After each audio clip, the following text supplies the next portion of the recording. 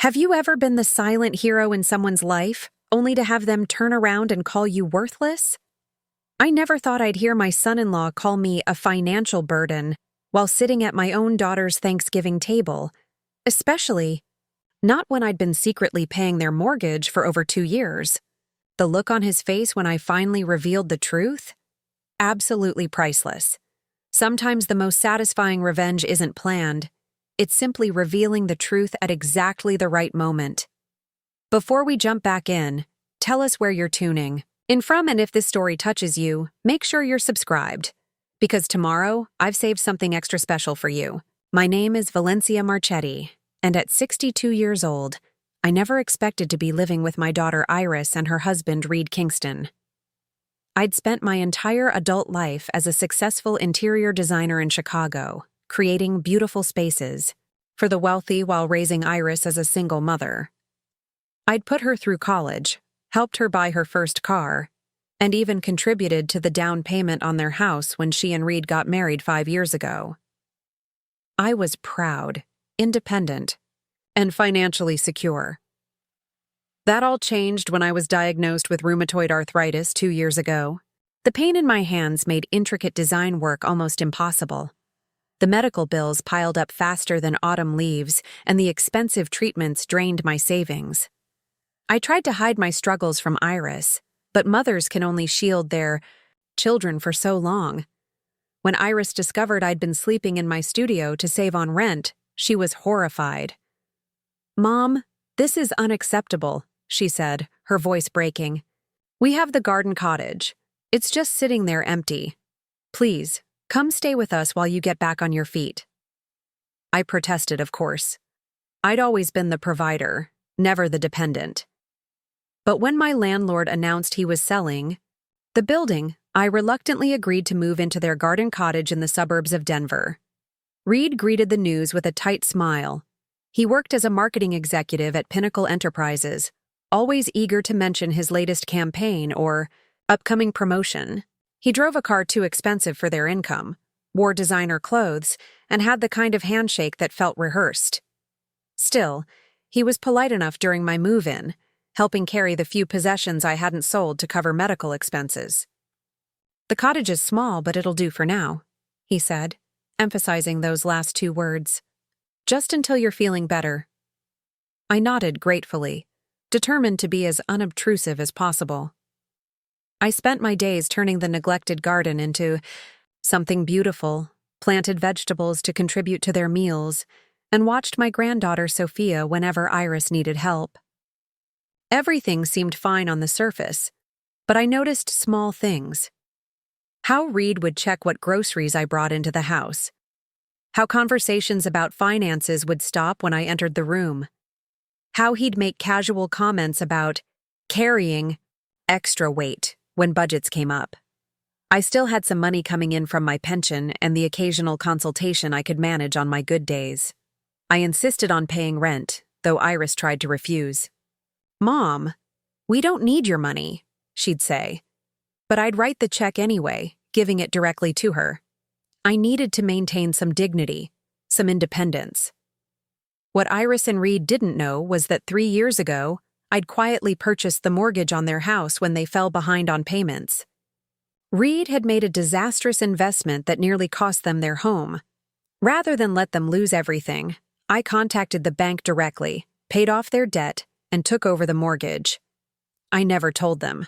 I didn't want to embarrass Reid or worry Iris.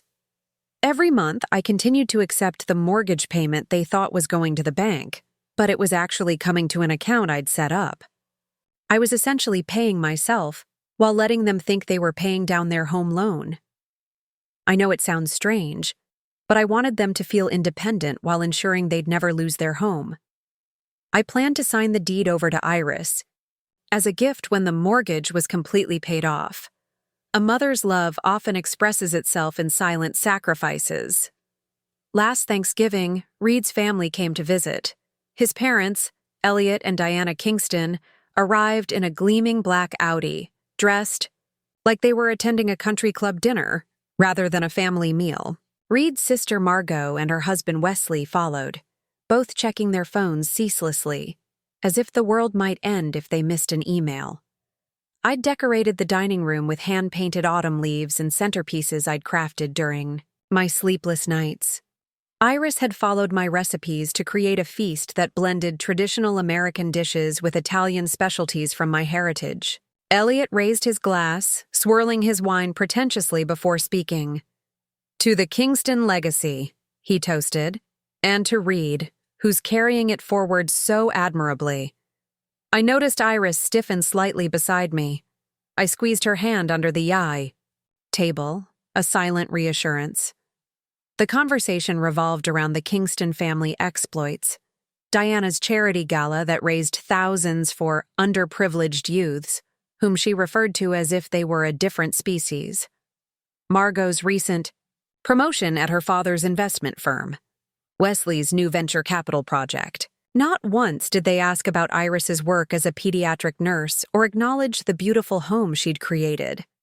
When I mentioned that I'd been teaching Sophia to paint, Diana smiled coldly. "How sweet. Though I do hope you're teaching her more. Practical skills as well. Art is hardly a reliable career path."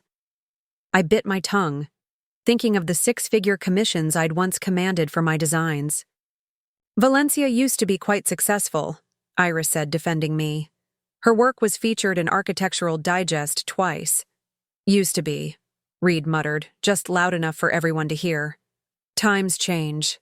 Elliot laughed, a hollow sound. "Well, it's fortunate you have family to fall back on. Not everyone plans properly for their twilight years." I felt the sting of his words, but said nothing, passing the cranberry sauce with a smile. Years of dealing with difficult clients had taught me when to speak and when to remain silent. This was a moment for silence. After dinner, as we cleared the table, Diana cornered me in the kitchen. "It must be difficult," she said, her voice dripping with false sympathy. "Being dependent on your daughter at your age. I made sure we had excellent retirement plans. Elliot and I would simply die if we had to rely on our children." "I'm very fortunate to have such a caring daughter," I replied, rinsing a dish perhaps more vigorously than necessary. Of course," Diana continued, "though it must be such a burden on them, especially with Reid working so hard for that promotion. Extra expenses can really hold a young couple back." I dried my hands slowly. "I contribute what I can." "I'm sure you do, dear," she patted my arm condescendingly. "But it's never the same as true independence, is it?" Later, as we gathered in the living room for coffee and dessert, the conversation turned to Reid's upcoming business trip to London. "It's a crucial meeting," he boasted. "If I land this client, the promotion is practically guaranteed." "And much needed," Elliot added. "What with the extra responsibilities you've taken on?" His eyes flickered meaningfully in my direction. Reid nodded gravely. "It's not easy carrying extra financial weight these days, but we manage." "You've always been so responsible, son," Diana said proudly. "Taking care of your family, even the extended members." I felt my cheeks flush with embarrassment. Iris opened her mouth to speak, but Reid cut her off. "It's what a man does, Mother. Though sometimes I wonder how much farther along we'd be without certain obligations." He glanced at me, then quickly away. The room fell silent for a moment. Sophia, bless her heart, broke the tension by bringing in the elaborate gingerbread house we'd spent the previous day creating together. "Grandma Valencia taught me how to make the stained glass windows with melted candies," she announced proudly. Diana made a show of admiring it. "How lovely, though I hope you're not spending too much on such projects. Children need to learn the value of money early." "It's just melted candy," I said mildly, "hardly breaking the bank." Reid cleared his throat. "Speaking of banks, Dad, I wanted to ask your advice about refinancing options. With current interest rates and our situation, we're looking at ways to reduce our monthly expenses." "What situation?" Elliot asked sharply. Reid lowered his voice, though not enough. Well, with Valencia's medical bills and contribution to the household being what it is, it's becoming quite the financial burden. Preparing and narrating this story took us a lot of time, so if you are enjoying it, subscribe to our channel. It means a lot to us. Now back to the story. The words hung in the air like a noxious cloud. Financial burden. Is that what I was to them? After everything? Iris gasped. Reid, that's completely unfair. Mom pays rent, buys groceries, watches Sophia for free. She's even selling her remaining jewelry to cover her own medical expenses. Reid's face reddened. I'm just being realistic, Iris. Your mother's condition isn't improving.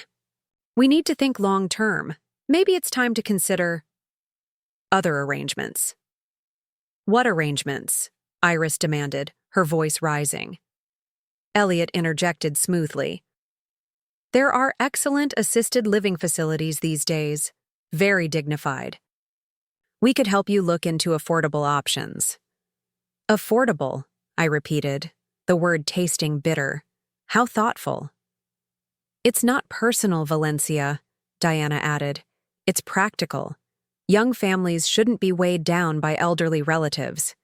It's not fair to them.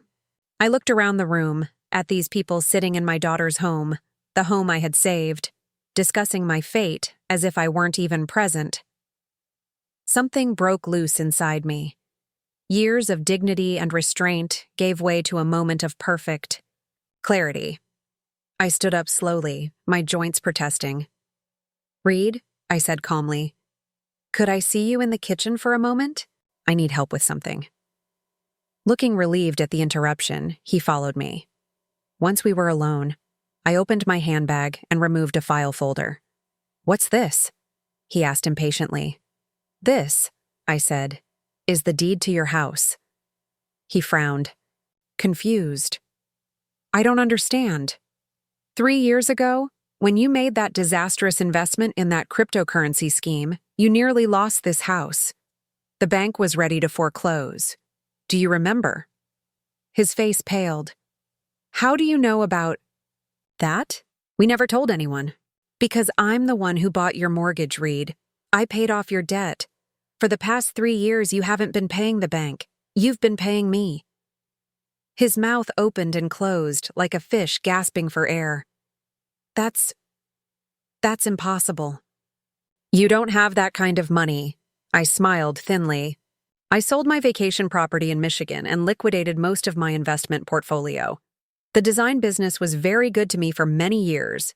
I've been letting you pay the mortgage to save face, but legally, this house belongs to me. Reid staggered backward, clutching the counter for support. Does Iris know? No. I never wanted to embarrass you or worry her. I planned to sign the house over to her when it was paid off. A gift from mother to daughter. His face contorted with conflicting emotions. Shock, disbelief, and slowly dawning horror. Why are you telling me this now? I tucked the folder back into my bag. Because you called me a financial burden in front of your family, in front of my daughter, in front of my granddaughter, in my own home. Valencia, I didn't mean... You did. I cut him off. And now you know the truth. I'm not a burden, Reid. I'm the reason you still have a roof over your head. I turned to leave, then paused. I won't tell Iris unless you force my hand. But from now on, you will treat me with respect in my home. And yes, Reid, it is my home. At least legally. The color drained from his face. What do you want from me? Nothing I haven't already asked for. Basic human dignity. Recognition that I contribute to this family. And never, ever again suggest that I be shipped off to some affordable facility. Before he could respond, I walked back to the living room, my head held high. Who's ready for some tiramisu? I asked cheerfully.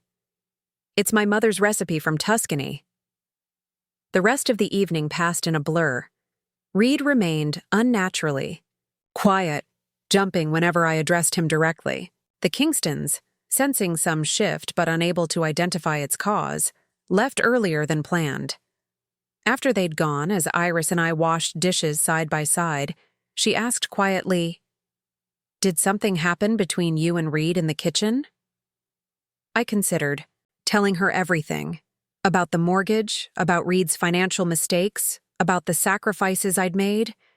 But looking at her tired face, I couldn't bear to shatter her image of her husband or burden her with another problem. "We just came to a better understanding," I said, squeezing her shoulder. "Sometimes people need reminding of what really matters." That night, as I settled into my cottage bed, I heard the back door open.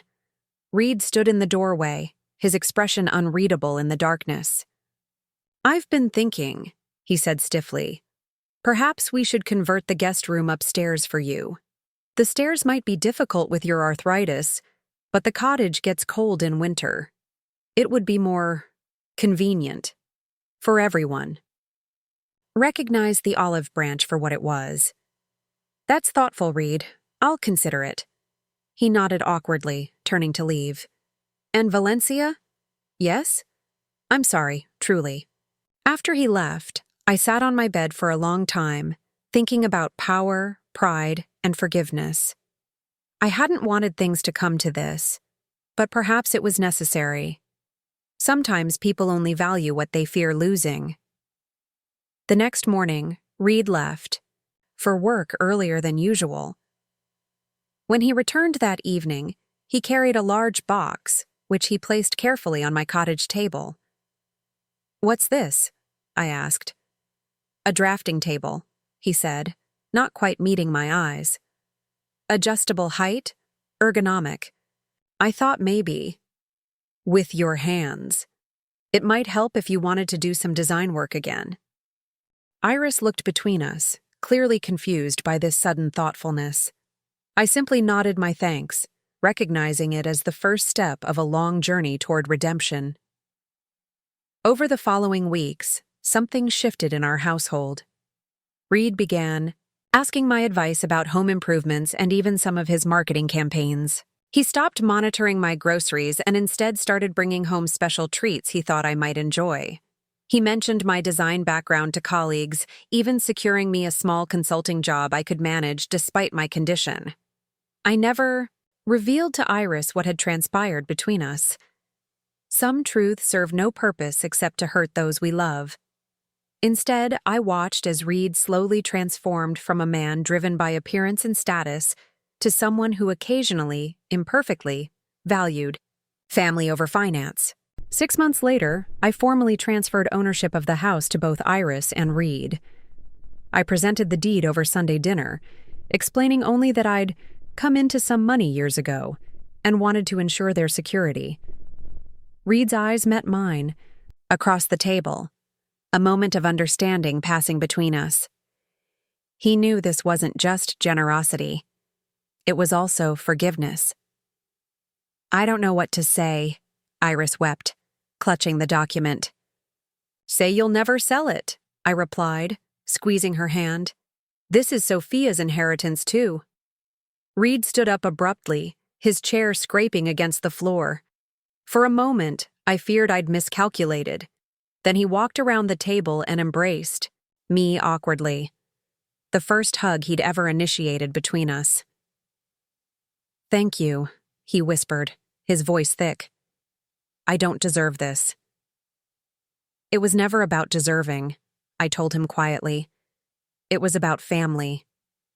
That evening, as I watched the sunset, from my garden, Reid joined me, 2 glasses of wine in hand.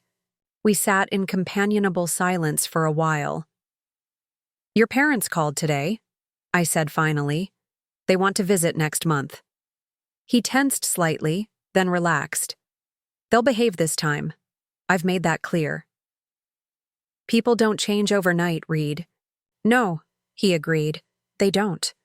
But they can start trying." He looked at me directly. "I've been trying." I nodded. "I've noticed." Another silence, more comfortable than the last. "Valencia," he said finally. "When I nearly lost this house.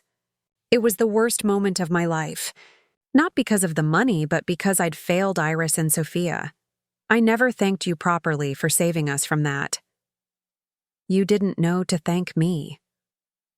Still, he insisted, what you did. I can't imagine making that kind of sacrifice for someone who wasn't even blood relation, especially someone who hadn't earned it. I considered this as I sipped my wine. Love isn't always about blood or earning, Reid.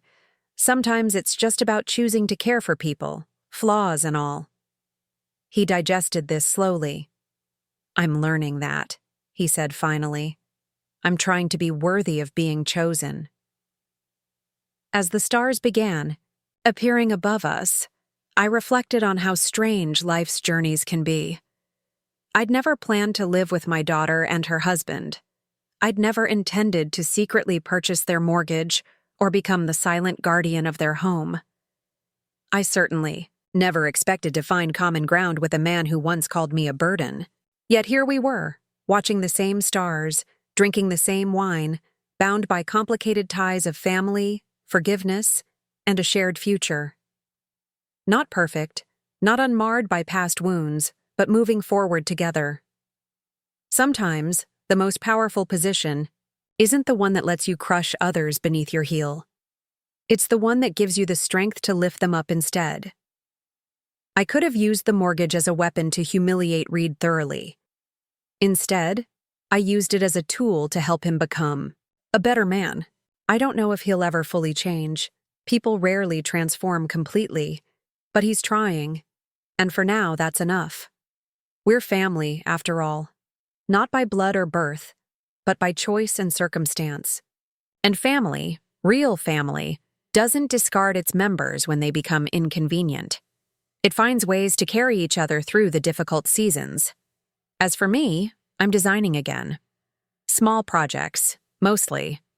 Things my hands can manage on good days. The adjustable drafting table helps.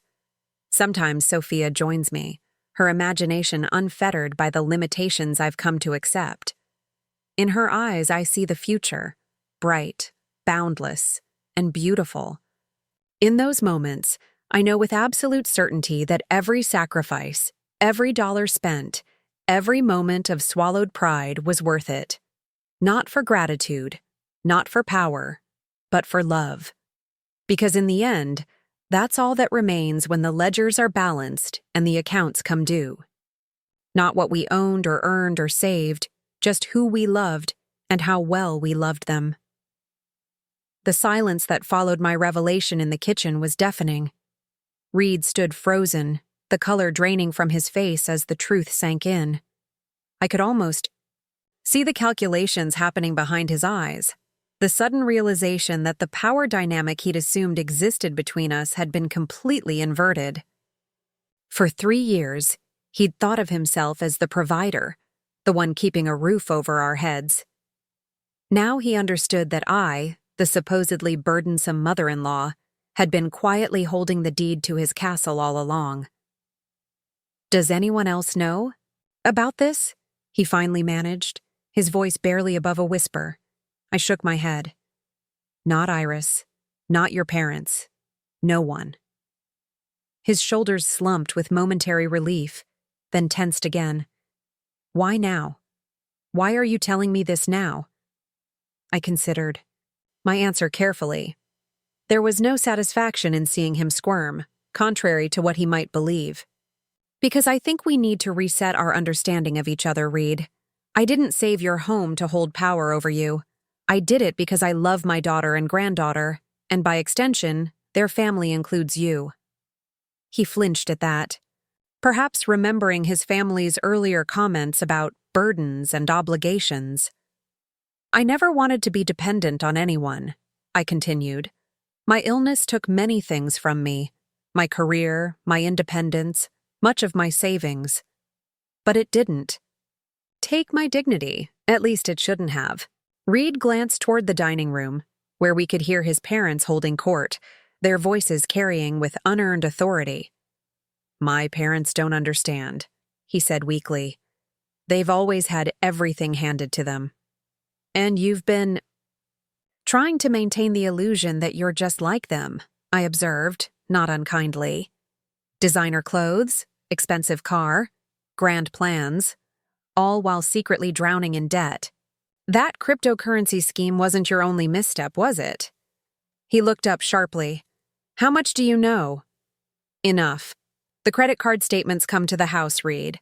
Iris may not open them, but sometimes she asks me to sort the mail. Sighed. I wasn't snooping. I just happened to see things. Reid slumped against the counter. So you know about the gambling, too. This I hadn't known, and I couldn't hide my surprise. Gambling? He closed his eyes, shoulders sagging further. Online mostly.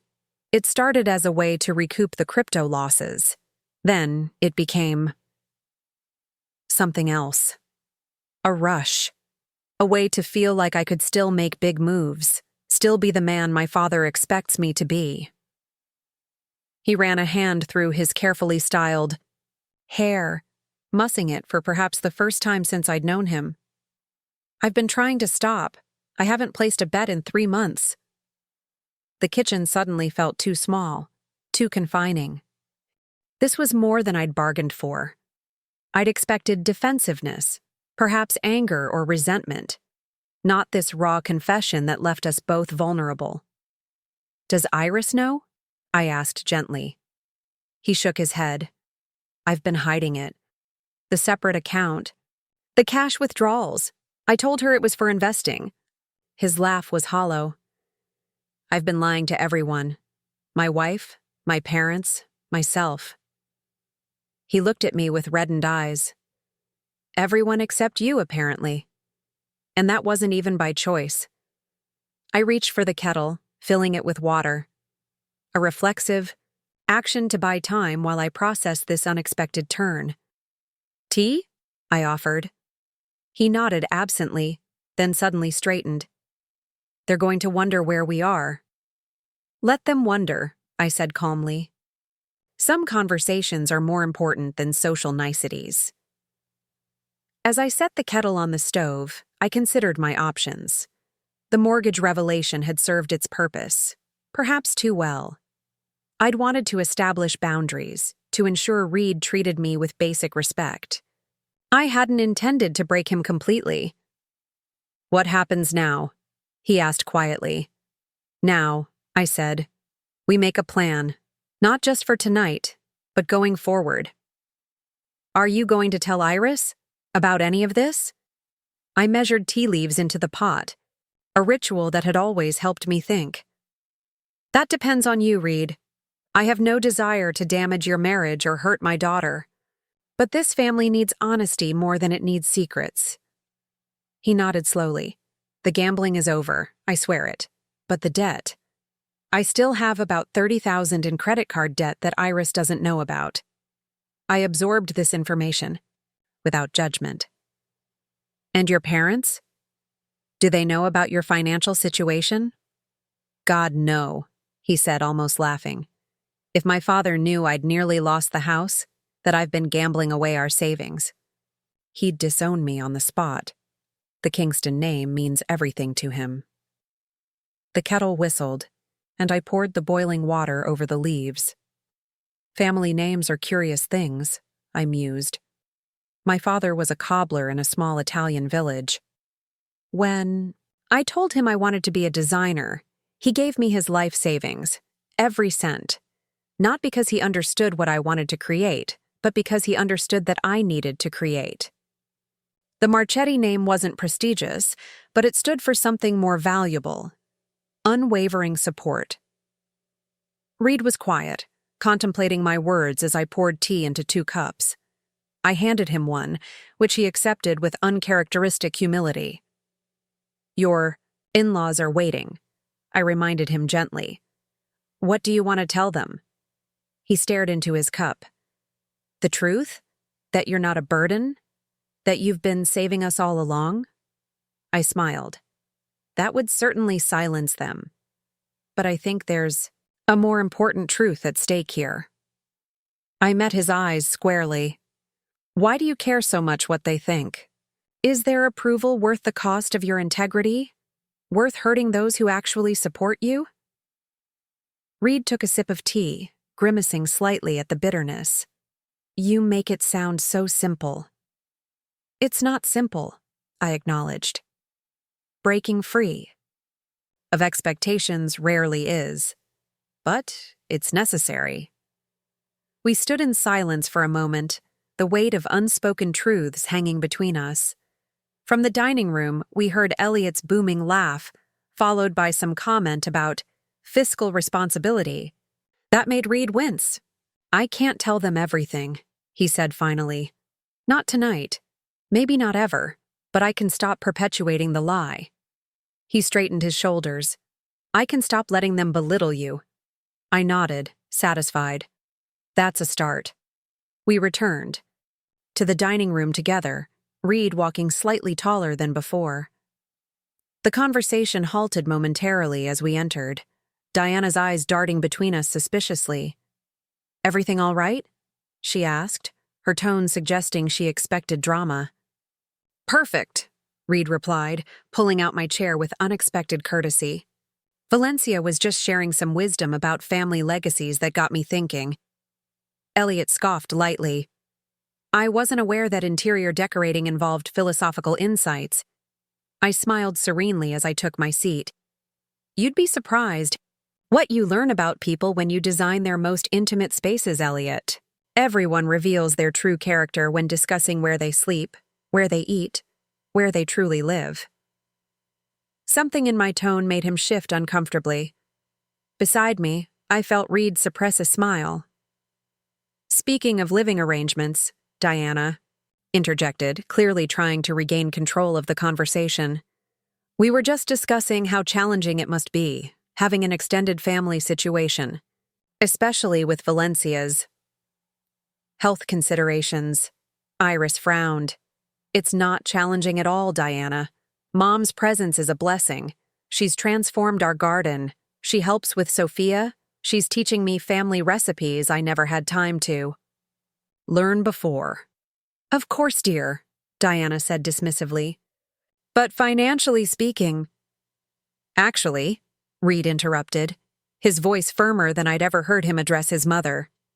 Valencia has been incredibly generous since moving in. The arrangement benefits all of us.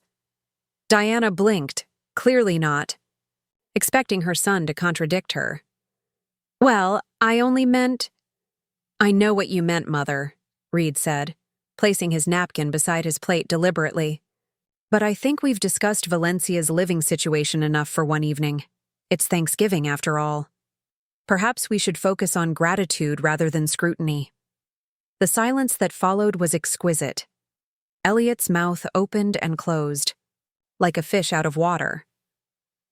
Margot and Wesley exchanged bewildered glances. Iris looked at her husband with newfound respect and confusion. Sophia, bless her, remained blissfully absorbed in arranging her cranberry sauce into patterns on her plate. Diana recovered first, her society smile snapping back into place. Of course, darling, you're absolutely right. She turned to me with practiced grace. Valencia, I understand you once designed for the Kavanaughs in Aspen? Fascinating family. The rest of the dinner proceeded with surface-level pleasantries.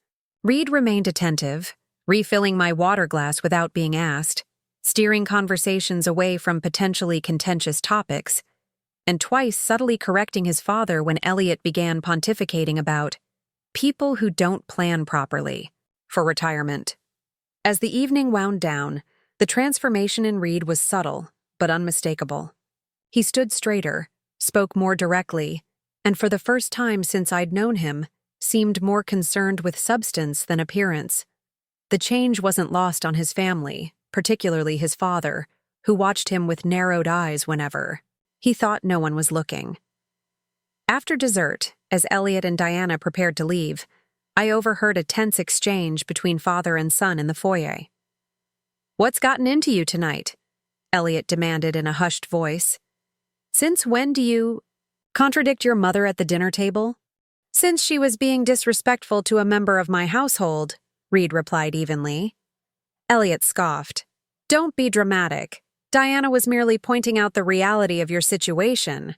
Having Valencia here must be putting strain on your finances, especially with that promotion still pending. My finances are my concern, Reid said firmly. And Valencia isn't a strain. She's family.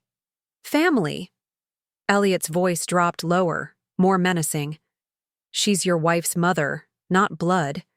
The Kingstons take care of our own, but there are limits, son. Maybe there shouldn't be, Reid responded. Maybe taking care of our own should extend to everyone we claim to love. Elliot's laugh was cold. This bleeding heart nonsense? Doesn't suit you, Reid. I didn't raise you to be soft. No, Reid agreed. You raised me to care about appearances above all else. To measure success in dollars and status. To hide anything that might reflect poorly on the Kingston name. And what's wrong with that? Elliot challenged. That mindset built everything you enjoy today. Reid was quiet for a moment. Did it? Or did it build a facade that's getting harder and harder to maintain? Before Elliot could respond, Diana swept into the foyer, coat elegantly draped over her arm. Ready, darling?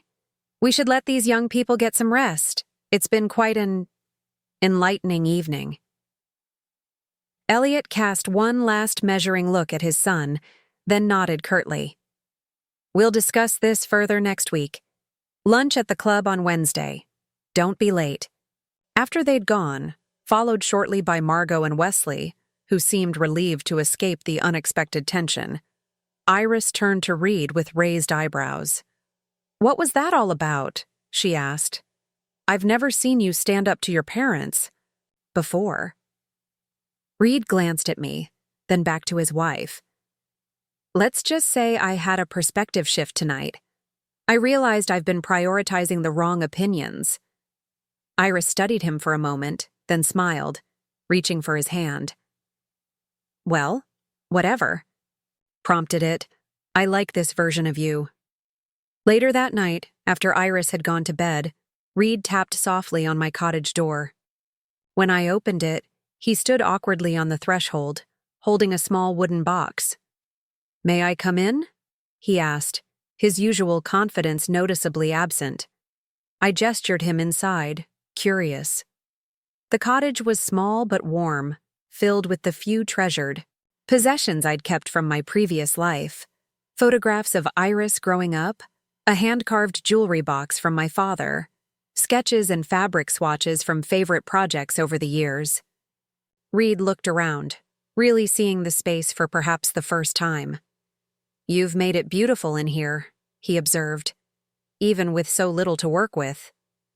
Beauty doesn't always require excess, I replied, putting on the kettle again. Sometimes, it's about finding the perfect balance between function and form. Tea? He nodded, then carefully placed the wooden box on my small table. I brought you something.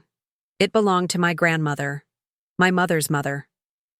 Intrigued, I opened the box to find a delicate silver filigree bracelet, clearly antique, with small pearls inset among the metalwork. It's beautiful, I said honestly, admiring the craftsmanship. But why are you giving this to me? Reid sat down heavily. My grandmother was nothing like my mother. She grew up poor in rural Minnesota, married my grandfather when he was just a struggling insurance salesman. She stood by him when they had nothing, worked as a seamstress to help pay his way through business school. By the time I knew them, they were wealthy, but she never forgot where they came from. I waited, sensing there was more to the story. When I was 12, he continued, my parents went through a rough patch. My father had an affair, nearly left us. My mother was devastated, but more because of the potential social embarrassment than the betrayal itself. We went to stay with my grandparents for a few months while they sorted things out. He traced the edge of the table with his finger. One night, I overheard my grandmother telling my mother that marriage isn't about maintaining appearances. It's about building something that lasts through the ugly parts. She said, Diana, when you marry for the right reasons, you fight for each other. not against each other. I smiled softly. Your grandmother sounds like a wise woman. She was, Reid agreed. She also told my mother that the Kingston name meant nothing if it wasn't attached to kindness and integrity. My mother hated hearing it, but she stayed with my father. Not because of grandmother's advice, I think, but because divorce would have been too scandalous. He gently pushed the box closer to me. Grandmother left this bracelet to me specifically, not to my mother or sister. She told me to give it to a woman of substance someday. I always thought that meant someone wealthy or influential. Now I realize she meant someone with character, someone who puts family above pride. I was touched, but confused. Shouldn't this go to Iris then? Reid shook his head. Iris has her own inheritance from grandmother. This is an apology, and a promise that I'm going to try to be the kind of man my grandmother would have respected. Starting with how I treat my family. All of my family. I lifted the bracelet from its velvet nest, feeling its delicate weight. It's a significant gesture, Reid. Are you sure? I've never been more sure of anything, he said firmly. You saved our home when you had every reason to let me face the consequences of my own mistakes. You kept my secret even when I treated you poorly.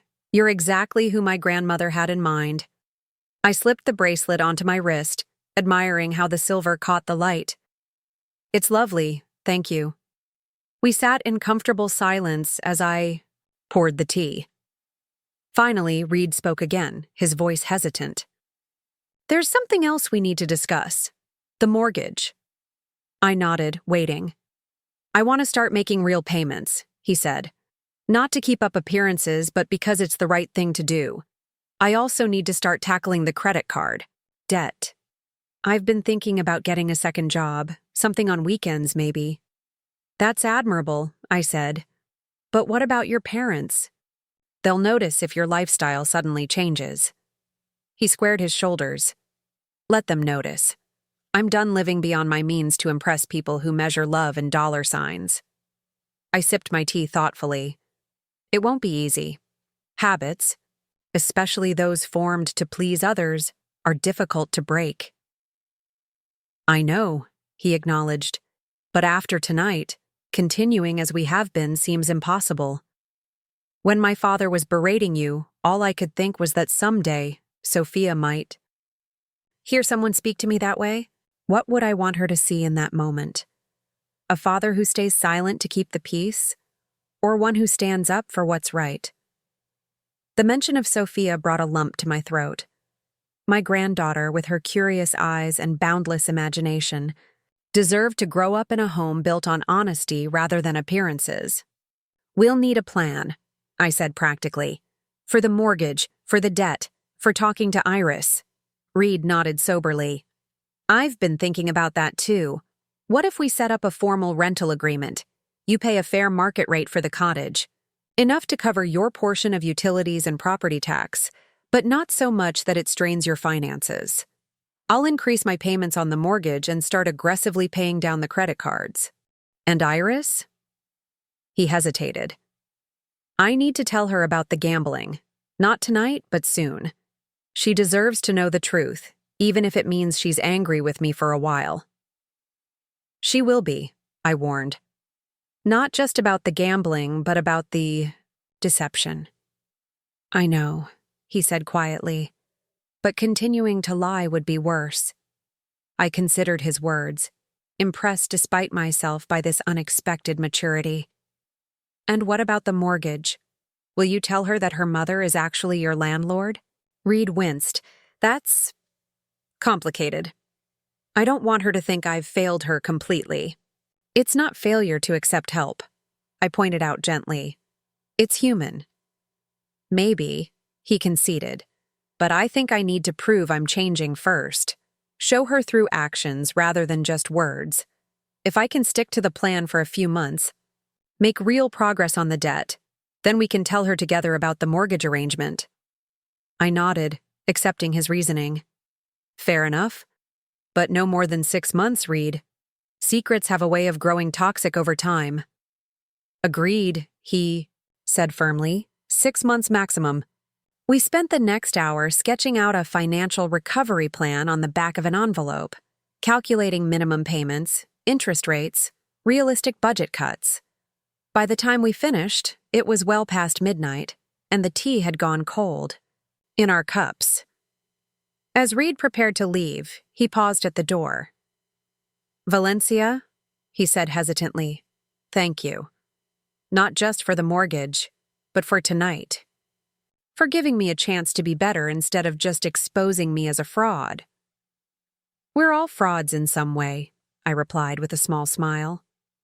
The brave ones admit it and try to align their reality with their ideals. He nodded thoughtfully. My grandmother would have liked you. After he left, I sat alone in my cottage, turning the silver bracelet on my wrist. I thought about the strange paths life takes us down, how an unwanted diagnosis had forced me into dependency, only to reveal a different kind of strength I might never have discovered otherwise. The following morning, I awoke to find a large, manila envelope slipped under my door. Inside were Reid's credit card statements, bank records, and a signed letter authorizing me to help manage his finances during the recovery period, as he called it.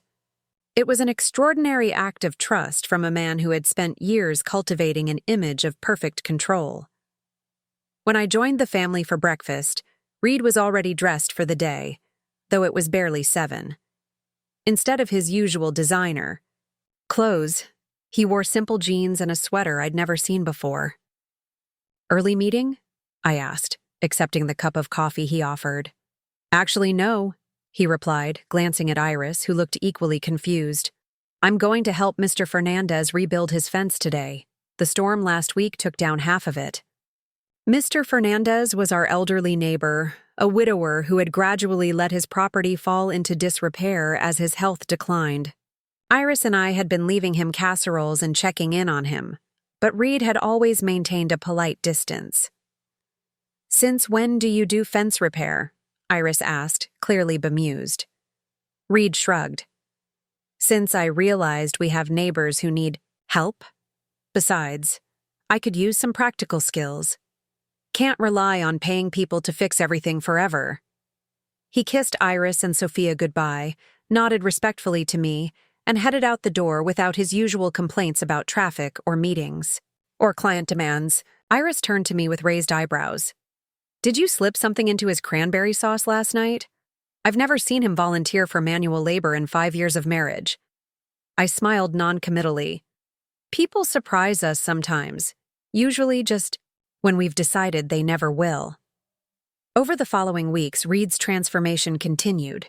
Small changes at first, then increasingly significant ones. He sold his luxury car and purchased a modest sedan instead. He brought lunch from home rather than dining out with colleagues. He canceled his golf club membership, explaining to his bewildered father that he preferred activities that produced something tangible. Elliot was not pleased. At their Wednesday lunch, which Reid insisted on paying for himself, ordering the soup rather than his usual steak, his father had apparently lectured him about maintaining appropriate appearances. He actually said, "No one respects a man who drives a Honda," Reid reported to me later, laughing for the first time in what seemed like forever. As if my worth as a human being is tied to my vehicle's horsepower. And what did you tell him? I asked, curious about how far this newfound independence extended. Reid smiled ruefully. I told him that I respect myself more in a car I can actually afford. He nearly choked on his bourbon. The credit card debt, which had seemed insurmountable, began to shrink under our joint management. Reid took on weekend consulting work, putting every extra dollar toward the highest interest card. He sold designer watches, unused golf clubs, collector bottles of scotch, all the trappings of wealth he'd accumulated to impress others. Iris noticed the changes, of course. How could she not? But rather than questioning them, she seemed to blossom alongside her husband. With Reid no longer pretending they were wealthier than they were, she relaxed visibly, even confessing one evening that she'd always found their previous lifestyle stressful. I was constantly worried we were one emergency away from financial disaster, she admitted as she and I prepared dinner together. Reid always insisted everything was fine, but something felt off. I can't explain it, but I feel more secure now, even though we're spending less. If only she knew how right her instincts had been. But that conversation would come later, when Reid had proven his commitment to change wasn't merely temporary. December arrived, bringing holiday preparations and a fresh wave of anxiety for Reid. The Kingstons traditionally exchanged lavish gifts, designer clothing, expensive electronics, exotic vacation packages. How would his family react to the homemade treats and modest presents he could now afford? "They'll think I've lost my mind," he fretted one evening as we sat in my cottage, reviewing his monthly progress. He'd already eliminated one credit card, completely, and made significant headway on the second. "Or worse, they'll think I'm failing professionally." "Maybe," I acknowledged. "Or maybe they'll appreciate the thought behind a gift that doesn't come with a flashy brand name." Reid shot me a skeptical look. "You've met my family, right? My mother once returned a cashmere sweater because it wasn't from the right store." I laughed, conceding the point. "Then perhaps this is another opportunity for boundary setting. You don't have to play by their rules anymore, Reid." He considered this, rolling a pen between his fingers. "You know what's strange? I've actually been happier these past few weeks. Working with my hands at Mr. Fernandez's place, being honest with Iris about our budget, even bringing leftovers for lunch. It feels more real somehow." "That's because it is real," I said simply. "You're living authentically, perhaps for the first time in your adult life." He nodded slowly. "I keep thinking about what you said about your father, how he supported your dreams even though he didn't understand them. That's real love, isn't it? Supporting someone's truth, not the image you want them to project." "Yes," I agreed. "And it's what you're learning to do for yourself now, to honor your own truth instead of living up to an impossible ideal." Reid smiled thoughtfully. "I wish I'd understood this years ago, before I nearly gambled away our future, before I made Iris think she had to be perfect to be valued." "It's never too late to change course," I assured him. "Look how far you've come already." The Reid Kingston, who had once called me a financial burden at his Thanksgiving table, was slowly disappearing, replaced by a man who measured wealth differently, in honesty, in effort, in meaningful connections. He still had moments of doubt, still occasionally checked real estate listings for houses we all knew he couldn't afford, still flinched when his father made cutting remarks about his downsizing. Old habits die hard, after all. But the trajectory was clear. He was climbing out of the hole he'd dug for himself, one difficult choice at a time. And I was proud of him, not just for repaying his debts, but for reclaiming his integrity. 2 weeks before Christmas, Reid came to my cottage late in the evening. His expression was solemn, his hands fidgeting nervously with the edges of his sweater. "I told Iris," he said without preamble, "about the gambling, about the debt, all of it." My heart skipped a beat. How did she take it? He sank into a chair, exhaustion etched in every line of his face. "About as well as you'd expect. Shocked, hurt, angry that I kept it from her for so long." I nodded, having anticipated as much. "Is she still angry now?" "Yes. No, I'm not sure." He ran a hand through his hair. "She said she needs time to process everything. She's staying at her friend Mara's tonight just to clear her head." Cold weight settled in my stomach. "And Sophia?" "Still here, asleep. Iris didn't want to disrupt her routine." He looked up at me, eyes reddened. "I didn't tell her about the mortgage yet. It seemed like too much all at once." I moved to put the kettle on, my universal response to crisis. "You did the right thing, Reid. The truth was always going to hurt, but hiding it would have been worse." "What if she doesn't come back?" he asked, voicing his deepest fear. What if this is the final straw? She'll come back, I said, with quiet certainty. Iris has never been one to run from difficult situations. She just needs space to feel whatever she's feeling without worrying about your feelings, too. He nodded, accepting this. Should I call her? Text her? Give her until tomorrow, I advised. Then reach out, not to explain or defend, just to let her know you're here when she's ready to talk. We sat in companionable silence, waiting for the kettle to boil. Outside, a light snow had begun to fall, dusting the garden with white. I told my father, too, Reid said suddenly. Not everything, just enough, that I'd made some financial mistakes, that I'm working to correct them. This surprised me. How did he respond? Reid's laugh was hollow. He offered to bail me out, on the condition that I fire my underperforming team members at work, and take a more aggressive approach to client acquisition. He shook his head. In other words, become more like him. And you declined? I did. There was quiet pride in his voice. I told him I needed to fix my own mistakes, that some things are more important than the bottom line. I handed him a cup of tea. Your grandmother would be proud. He smiled faintly. That's exactly what I was thinking when I said it. The next morning, Iris returned home while Reid was taking Sophia to school. She found me in the garden, harvesting the last of the winter kale.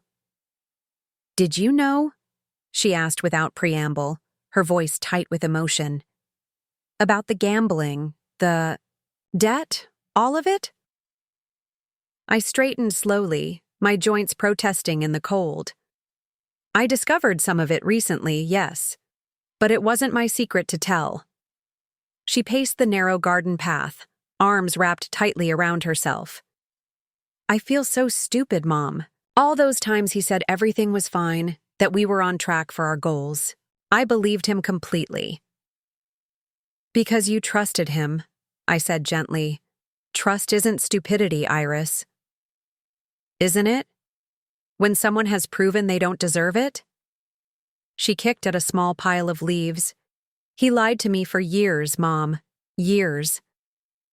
Set my basket down and guided her to the small bench beneath the dormant apple tree. Yes, he did. And you have every right to be angry about that. She leaned against me, suddenly looking very young. What would you do, if you were me? I considered the question carefully. I would ask myself what I really want, not what I think I should want, or what would make things easier, but what I truly desire for my future. And if I don't know, then I would give myself time to figure it out, I said simply. There's no deadline for processing betrayal, Iris. She was quiet for a long moment, watching the snow melt on the garden soil. He's different lately, even before the confession. More present, more honest, somehow. I nodded. I've noticed that too. Is that why you didn't tell me what you knew? Because you saw him changing? Partly, I admitted, but mostly because you're both adults, and your relationship is yours to navigate. My role is to support you, not to manage your marriage. She leaned her head against my shoulder, a gesture so reminiscent of her childhood that my heart ached.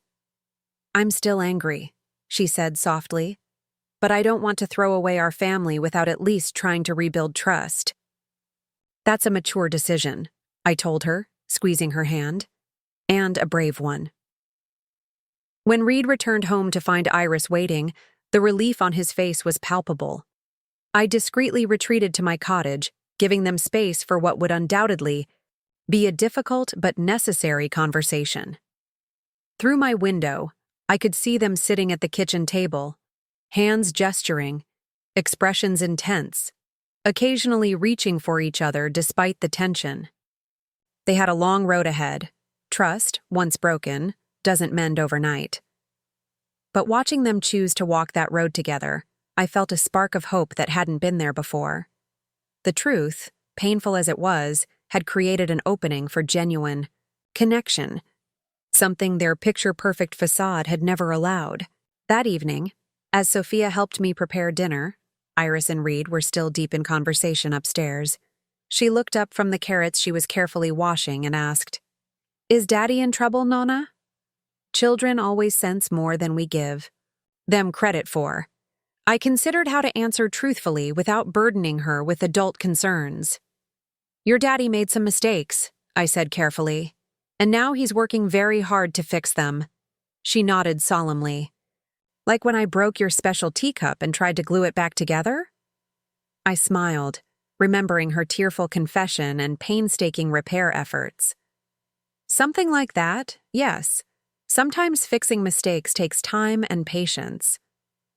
"And is Mommy helping him fix them?" "I think she is, in her own way." Sophia seemed satisfied with this. "Good, because Daddy looks sad, and Mommy always knows how to make sad things better." Out of the mouths of babes, I thought, watching her return to her task with renewed determination. If only adult relationships could be repaired with the same straightforward faith in the healing power of love and effort. Late that night, after Sophia was asleep, Iris and Reid knocked softly on my cottage door. Their eyes were reddened, but they stood together, hands intertwined, a united front once more, if somewhat battered. "We wanted to thank you," Iris said, "for being a steady presence through all of this." "And to tell you something," Reid added. "About the mortgage." I froze, surprised. "You told her?" He nodded. "Everything. About my failed investment, about how you saved our home. She deserved the whole truth." Iris's eyes shimmered with tears. "All this time, Mom, you never said a word." I shrugged, suddenly embarrassed by their gratitude. It wasn't a burden. It was what any mother would do if she could. "Not any mother," Iris corrected gently. "You." Reid cleared his throat. "We've made a decision. We want to formalize the arrangement. Proper legal documentation acknowledging that you own the house but granting us equitable interest as we pay you back." I raised an eyebrow. "That's very official." "It's the right way to do it," he insisted. "No more shortcuts, no more handshake deals, no more secrets. Everything in the open, properly executed." There was something profound in his insistence on doing things correctly this time, a commitment to transparency that went beyond mere words. I nodded slowly. "If that's what you both want, I'm agreeable." Iris stepped forward, enveloping me in a tight hug. "I can't believe you did this. For us," she whispered. "Spent your retirement savings to keep us from losing everything." "That's what family does," I said simply, returning her embrace. "We catch each other when we fall." The Christmas season arrived with a flurry of snow and renewed tensions. While Reid, Iris, and I had reached a fragile new understanding about our financial arrangement, the looming family celebrations threatened to upset our delicate balance. The Kingstons had always made a production of the holidays: lavish gifts, catered meals, coordinated outfits for family photos. This year would be different, necessarily so, but explaining that change to Elliot and Diana posed a formidable challenge. 2 weeks before Christmas, Reid received a text from his mother with her traditional gift guidance list, designer items she deemed appropriate for each family member, complete with store locations and price points. The old Reid would have dutifully purchased everything on the list, regardless of cost. The new Reid stared at his phone in disbelief. "She's suggesting I buy my father a $5,000 watch," he said, showing me the message. "And a spa weekend package for her that costs nearly as much. Does she not understand that I'm trying to be financially responsible now?" I looked over the list, noting that Diana had included suggestions for gifts from me as well, all luxury items far beyond my current means. "Have you explained your new financial situation to her clearly?" Reid ran a hand through his hair, a gesture that had become more frequent as his stress increased. I've tried. I told her we're cutting back, being more mindful about spending. She acted like I was going through some sort of phase, kept saying things like, "Everyone feels that way sometimes," and "You'll bounce back soon." "Perhaps a more direct approach is needed," I suggested gently. He nodded, though reluctance was written across his face. "I know. I've never disappointed them before. Not like this." Is it truly disappointing them, to be honest? Or is it disappointing the image they have of you? An image that was never sustainable to begin with. Reid considered this, turning his wedding ring, a simple gold band that had replaced his original platinum designer piece. The swap had been his idea, part of their joint recommitment ceremony after the gambling confession. "You're right," he said finally. "I need to be clear, even if they don't like what they hear." That evening, I watched from my cottage window as Reid paced the kitchen, phone pressed to his ear, gesturing emphatically as he spoke with his mother. I couldn't hear the words, but his body language told the story. Shoulders tense, jaw set, occasionally pausing to collect himself before continuing. When he finally ended the call, he stood motionless for a long moment, staring out at the darkened garden, before Iris came up behind him and wrapped her arms around his waist. They stayed, that way, silhouetted against the warm kitchen light, finding strength in each other amid the storm. The following morning, Reid appeared at my door earlier than usual, 2 mugs of coffee in hand. "Mind if I join you for breakfast?" he asked, offering me one of the steaming cups. "Of course not," I replied, stepping aside to let him in. "How did the conversation with your mother go?" He settled into my small dining chair with a sigh. "About as well as expected. She couldn't understand why we weren't doing our usual gift exchange. Kept saying things like, 'If money is tight, we can help, and there's no need to be stubborn about this.'" "And your father?" Reid's expression darkened. "He got on the phone toward the end, said I was being ungrateful and embarrassing the family name. Told me if this was about my financial mistakes, I should just let him fix it and stop with the middle-class martyrdom act." I winced at the harshness. "I'm sorry, Reid. That must have been difficult to hear." "The strange thing is," he said, staring into his coffee, "a few months ago, those words would have crushed me. I would have immediately backed down, charged whatever they wanted to my credit card, and continued the charade." He looked up, meeting my gaze steadily. "But now? I just feel sad for them. Sad that they can't see beyond the surface, that they measure love in dollar amounts." I reached across the table to squeeze his hand. "That's growth. Painful growth, but growth nonetheless. My parents are coming for Christmas Eve dinner," he continued, a note of resolve in his voice. "They refused to accept the change in plans. So they're coming here instead of hosting at their house as usual. Margot and Wesley will be here too. I need to prepare Iris. It won't be easy." "And what about gifts?" I asked carefully. Reid smiled, a genuine warmth replacing his earlier tension. "Handmade. Sophia and I have been working on something special for everyone. And before you ask, yes, even for my parents. Especially for my parents." True to his word, Reid spent the next week working alongside Sophia in my cottage each evening after dinner.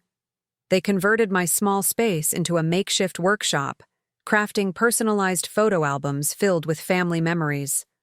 For Elliot and Diana, they created an elegant coffee table book documenting 4 generations of the Kingston family, researched meticulously through old photographs and records.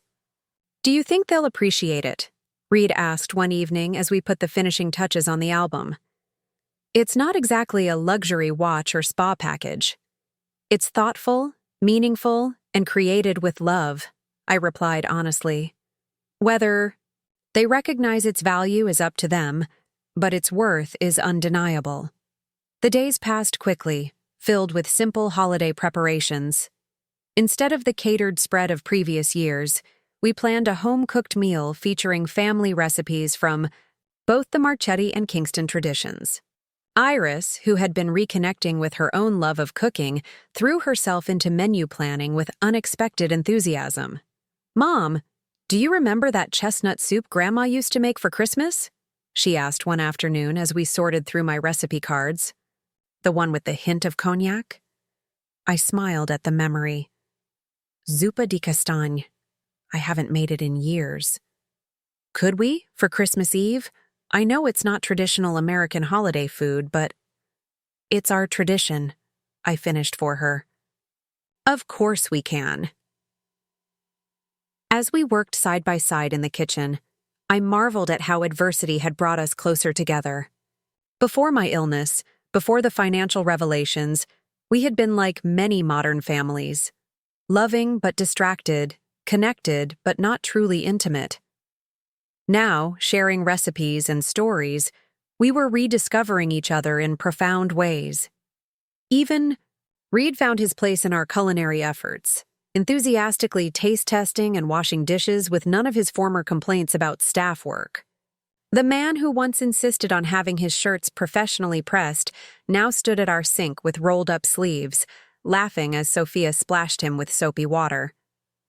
Christmas Eve arrived with a fresh blanket of snow and a palpable undercurrent of anxiety. Reid spent the morning nervously adjusting decorations and rearranging furniture, while Iris checked and rechecked her menu plan. I focused on keeping Sophia occupied, helping her practice the short piano piece she planned to perform for the family. "Do you think Grandma and Grandpa Kingston will like my song?" she asked, her small fingers repeating the simple melody. "I think they'll be very impressed," I assured her. "You've worked so hard on it." She nodded solemnly. "Daddy says they don't like homemade things as much as store things, but this is special because I learned it just for them." My heart ached at her innocent perception. The most valuable gifts are those that come from the heart, Sophia.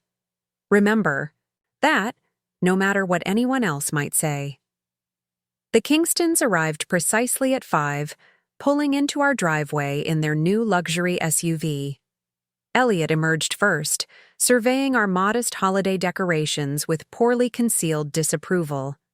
Diana followed, elegant in a designer dress that cost more than our entire holiday budget, carrying a stack of professionally wrapped packages.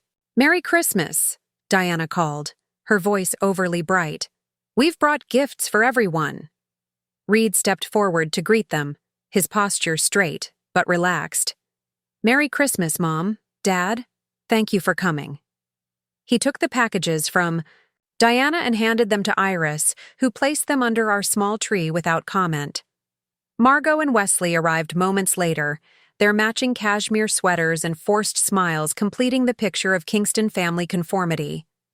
Sophia, innocent to the tensions, rushed to greet them all with unrestrained enthusiasm, proudly showing off the handmade paper snowflakes she'd hung throughout the house.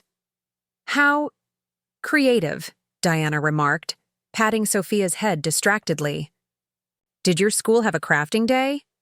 "Nope, Daddy and I made them together," Sophia declared proudly.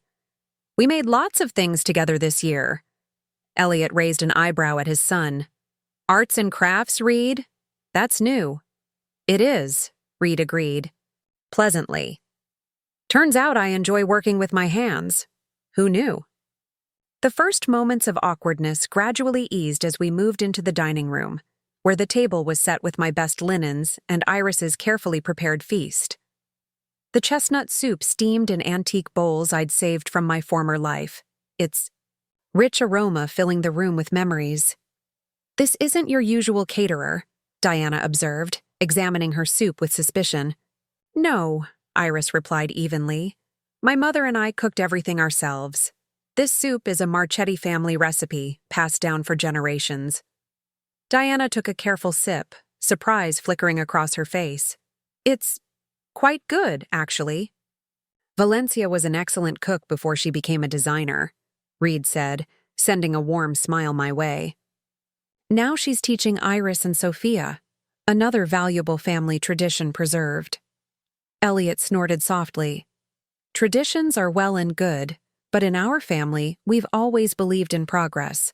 Moving forward, not looking backward. Some traditions are worth preserving, Reid countered mildly. They connect us to our history, our roots. Speaking of progress, Elliot segued none too subtly. How's the job situation, son? Have you reconsidered my offer to help with your temporary setback? The table fell silent. The only sound, the gentle clink of spoons against china. Reid finished his soup before responding, his voice measured and calm. There is no situation that needs fixing, Dad. We've made deliberate choices about our priorities and spending. It's not a crisis. It's a realignment. Elliot's expression darkened. A realignment that has you driving a Honda and making paper snowflakes instead of maintaining appropriate professional appearances. And what appearances would those be? Reid asked, genuine curiosity in his tone. The ones that had me drowning in debt to keep up with expectations? The ones that valued brand names over financial security? Don't be dramatic, Diana cut in sharply. Your father and I only want what's best for you, for all of you, she added, with a glance toward Iris and Sophia. We appreciate your concern, Iris said diplomatically, but we're actually happier now, more connected as a family, more present with each other. Diana's smile didn't reach her eyes. Of course, dear, but surely this frugality is temporary? Once Reid's career gets back on track. My career is fine, Mother, Reid interrupted firmly. In fact, it's better than ever. I'm more focused, more effective. My clients appreciate authenticity more than they care about what car I drive. The conversation stalled again as Iris brought out the main course, a perfectly roasted turkey, with all the traditional sides beautifully presented on mismatched serving dishes that combined her family heirlooms with mine. For a few blessed minutes, everyone focused on filling plates and passing dishes, the universal language of food temporarily bridging our differences.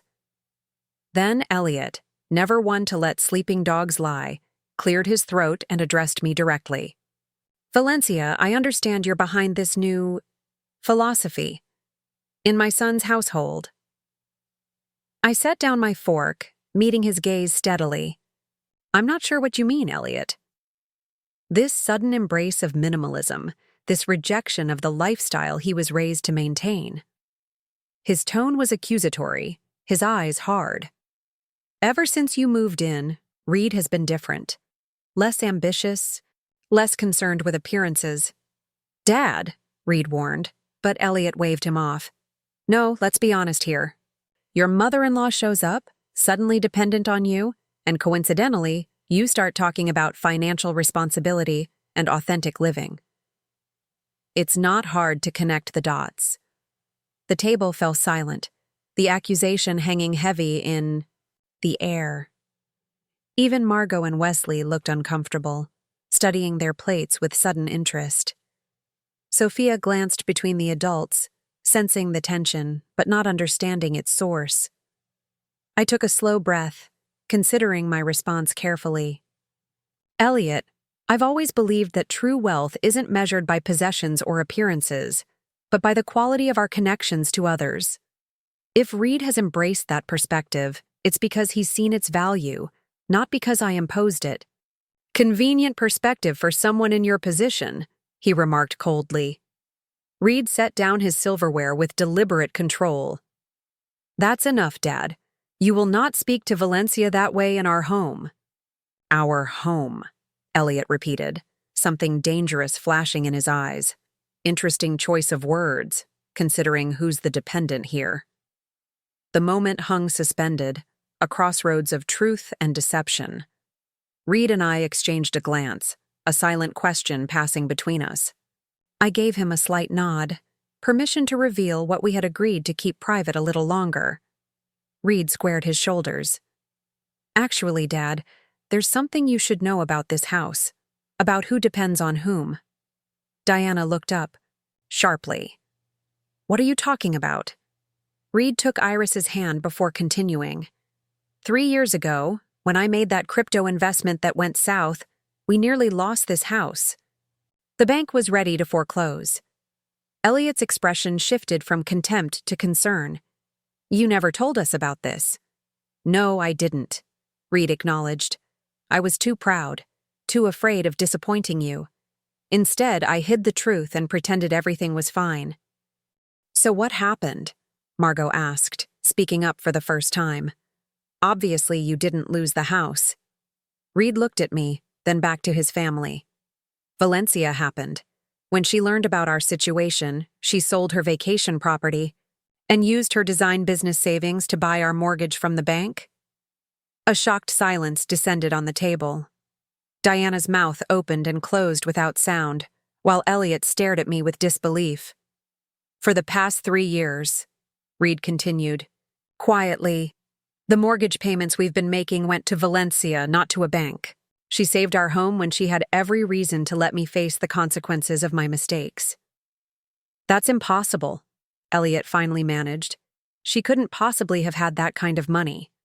I smiled faintly. I was quite successful in my field, Elliot. The Marchettis may not have the Kingston name, but we understood the value of hard work and careful saving. And all this time, Diana said slowly, while we were treating you as a burden, you actually owned their house? I never saw it as ownership, I clarified. More like a temporary guardianship until they could get back on their feet. Which is why, Reid added, we've recently formalized the arrangement. Valencia has transferred ownership back to us, with a proper mortgage agreement that we're paying faithfully, ahead of schedule. Elliot sat back, clearly struggling to process this reversal of his assumptions. Why didn't you come to me for help? I'm your father. The simple question revealed volumes about the distance between them, about the relationship built on performance rather than trust. Reid answered with quiet honesty. Because your help always comes with conditions, Dad. Because I knew you'd use it as leverage, as proof of my failure. Valencia helped us without judgment, without strings attached, just pure support when we needed it most. Diana turned to me, genuine confusion in her eyes. But at Thanksgiving, when Reid called you a financial burden, why didn't you say something then? I took a sip of water, gathering my thoughts. Would it have changed how you saw me? Or would you have simply found another reason to consider me less worthy of respect? Some judgments run too deep to be changed by mere facts. The meal continued in uncomfortable silence, the revelations settling over the family like a heavy snowfall. Sophia, sensing the shift in mood, looked anxiously between her parents and grandparents. Can I play my piano song now? She asked in a small voice. I practiced really hard. Of course, sweetheart, Iris said, grateful for the interruption. Let's all go to the living room. We relocated for Sophia's performance, a simple rendition of Silent Night that she played with intense concentration, her small fingers, careful on each note. When she finished, we all applauded, the genuine sound breaking through some of the tension. That was lovely, Diana said, her usual polish momentarily replaced by authentic warmth. Did you learn that at school? No, Nona taught me, Sophia replied, beaming at me. She says music is a gift you can give that doesn't cost anything but time and love. Diana's eyes met mine across the room, something shifting in her gaze. Not quite understanding, but perhaps the beginning of reassessment.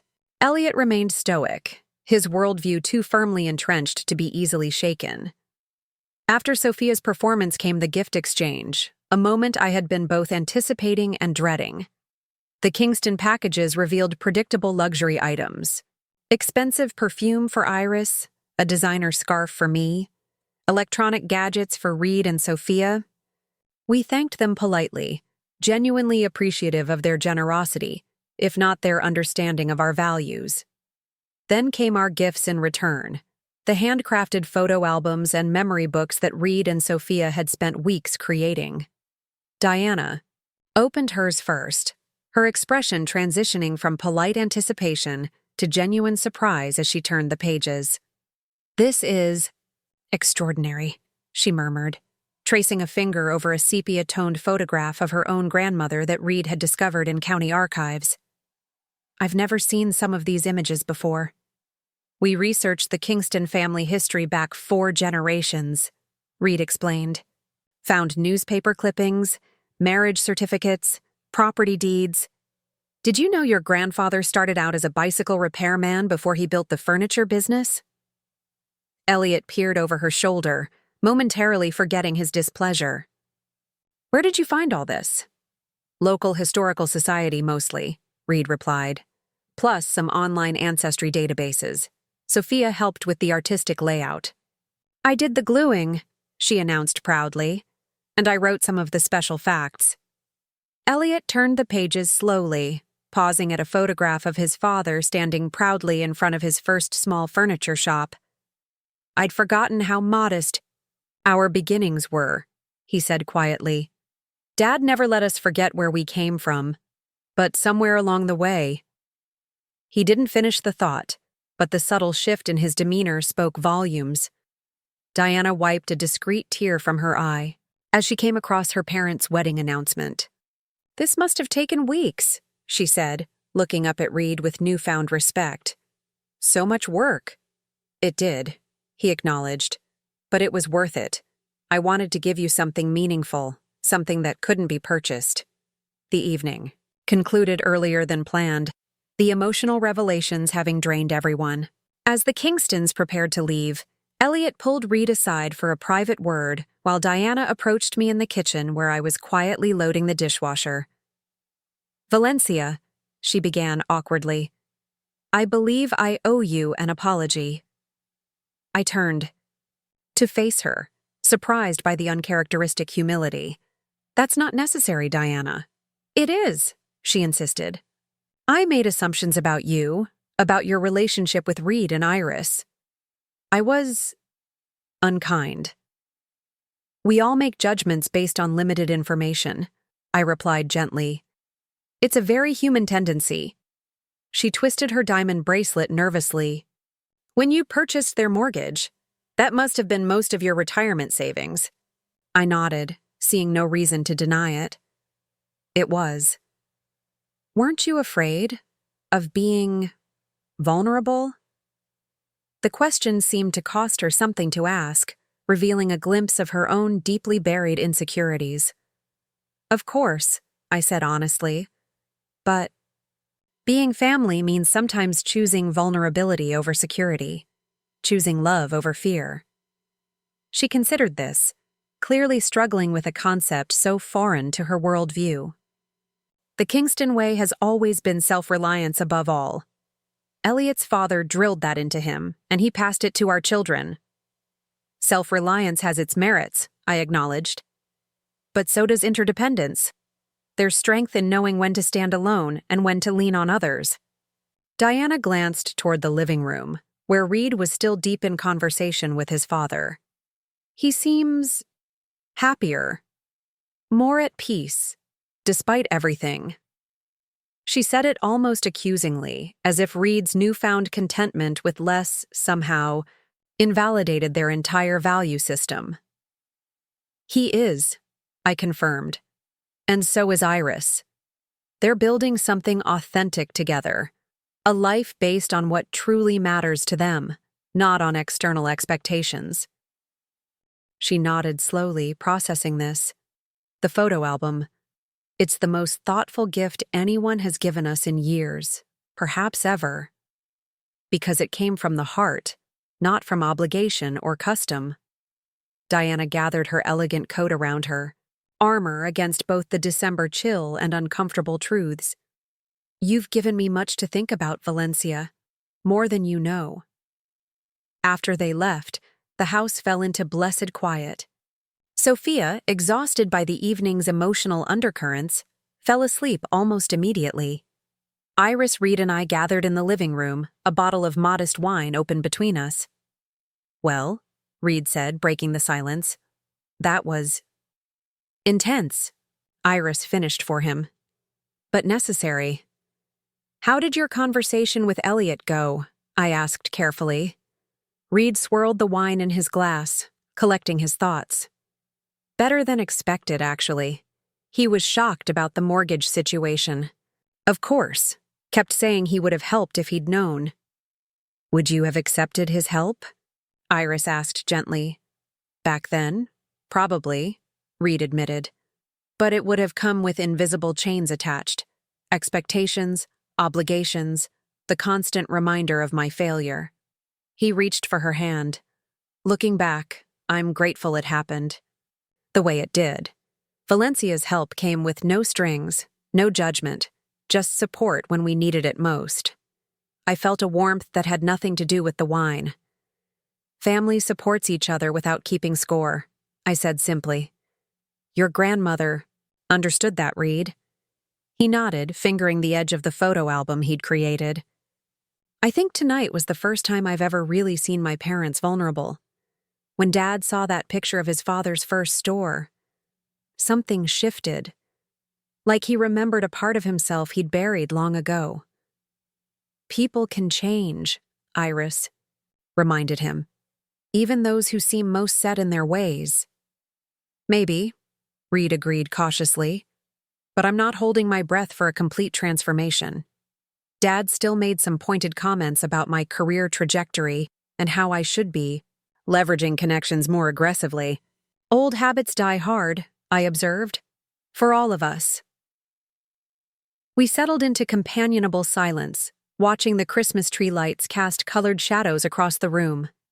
Despite the tensions of the evening, or perhaps because of them, there was a sense of hard-won peace in our home. Truth had been spoken, secrets revealed, assumptions challenged. The path forward might not be smooth, but at least we were walking it in daylight now, no longer hiding in the shadows of pretense. Later that night, as I prepared for bed in my cottage, I heard a soft knock at my door. Opening it, I found Iris, standing there, a small package in her hands. "One more gift," she said quietly. "From both of us. We wanted to give it to you privately." I invited her in and carefully unwrapped the package to reveal a small wooden box. Inside, nestled on velvet, lay a delicate silver key on a chain.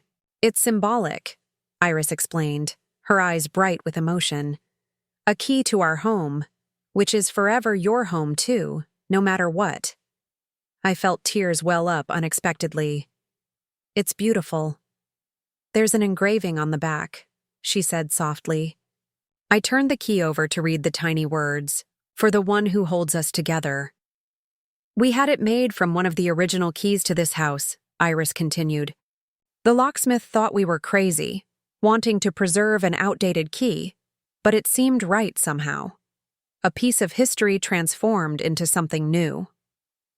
I slipped the chain around my neck, feeling the weight of the key settle against my heart. "I'll treasure it always." Iris hugged me tightly, her voice muffled against my shoulder. "When I think of how close we came to losing everything, not just the house, but our marriage, our family, and how you stepped in, quietly saving us without taking credit." "That's what mothers do," I said simply. "We protect our children even when they don't know they need protection." She pulled back, wiping away a tear. "I want to be that kind of mother to Sophia. The kind who sees the truth beneath the surface, who knows when to step in and when to step back." "You already are," I assured her. "Every day." As Iris left to return to the main house, I stood by my window, watching the moonlight cast silver patterns on the fresh snow. The key hung heavy around my neck, a tangible reminder of invisible bonds, of love given without expectation, of truth spoken even when painful, of family redefined not by blood or obligation, but by choice and commitment. The Kingstons, with their designer clothes and luxury cars, had everything money could buy, but had somehow missed the essential truths about what made a life rich. In losing my health, my career, my independence, I had paradoxically gained a deeper understanding of true wealth. And now, against all odds, Reid was beginning to see it too. As Christmas Eve gave way to Christmas morning, I thought about the journey we had all taken to reach this point. The painful revelations, the difficult conversations, the slow rebuilding of trust. None of it had been easy, but all of it had been necessary. Sometimes the greatest gifts come disguised as loss, as failure, as humbling dependence on others. The key around my neck wasn't just to a house. It was to a future where truth mattered more than appearances, where vulnerability was seen as strength rather than weakness, where family meant supporting each other through both triumph and failure. The Christmas tree lights in the main house went dark as Reid and Iris finally went to bed. Tomorrow would bring Sophia's excited wake-up call, presents to unwrap, more meals to share. But the most valuable gift had already been given and received, the gift of authentic connection, of seeing and being seen, of accepting and being accepted, not despite our flaws and struggles, but because of the growth they made possible. In the silence of Christmas Eve, in a garden cottage behind a house I had saved with my last resources, I felt richer than I had ever been in my most successful days. Not because of what I possessed, but because of what possessed me. The love of a family rebuilt on truth, the courage to stand in that truth no matter how uncomfortable, and the wisdom to recognize that sometimes the greatest strength lies in our ability to be vulnerable together. As I drifted toward sleep, the key a comforting weight against my heart, I realized that my greatest revenge against Reid's Thanksgiving insult had never been the mortgage revelation. It had been something far more powerful, showing him, through quiet example, that true value has nothing to do with financial statements and everything to do with the courage to live authentically. In the end, I hadn't just saved their house. I had helped them find their way home. Spring arrived with a gentle persistence, coaxing new growth from the garden I had nurtured through winter. The raised beds I had built with Mr. Fernandez's help now sprouted early lettuces and radishes, their vibrant greens a stark contrast to the last patches of melting snow. I spent my mornings there, my arthritic hands finding purpose in the soil, a different kind of creation than the elaborate interiors I had once designed. The months following our Christmas revelation had brought subtle but meaningful changes to our family dynamic. Reid continued his financial recovery with steady determination, chipping away at the remaining credit card debt while rebuilding his professional reputation on more authentic terms. He had declined a prestigious account that would have required excessive travel and champagne-fueled networking events, choosing instead a smaller local client whose values aligned with his newfound priorities. The old Reid would have seen this as career suicide. The new Reid recognized it as liberation. Iris had returned to work part-time at the pediatric clinic, finding renewed passion in her nursing career now that the pressure to maintain appearances had lifted. 3 days a week she donned scrubs instead of the designer clothes that had once filled her closet, coming home with stories of tiny patience and genuine exhaustion that somehow brightened her spirit rather than diminishing it. Even Sophia had blossomed in the wake of our family's transformation, developing a confidence that came from seeing her parents' authentic relationship rather than the carefully curated version they had previously presented to the world. She took pride in our vegetable garden, delighting in serving salads made from her lettuce, and had developed a surprising talent for the piano under my patient tutelage. As for me, I had gradually reclaimed pieces of my former identity. A former client, hearing through industry connections that I was available for consultation, had asked me to review plans for her lake house renovation. The project was modest by my previous standards, but perfectly suited to my current capabilities. I worked a few hours each week, my drafting table positioned to catch the morning light through my cottage window, Sophia often sitting quietly beside, me watching my pencil transform blank paper into possibility. It wasn't the life I had envisioned for my 60s, but there was an unexpected richness to it, a depth of connection I hadn't experienced even in my most successful years. The irony wasn't lost on me. In becoming physically and financially vulnerable, I had discovered strengths I never knew I possessed.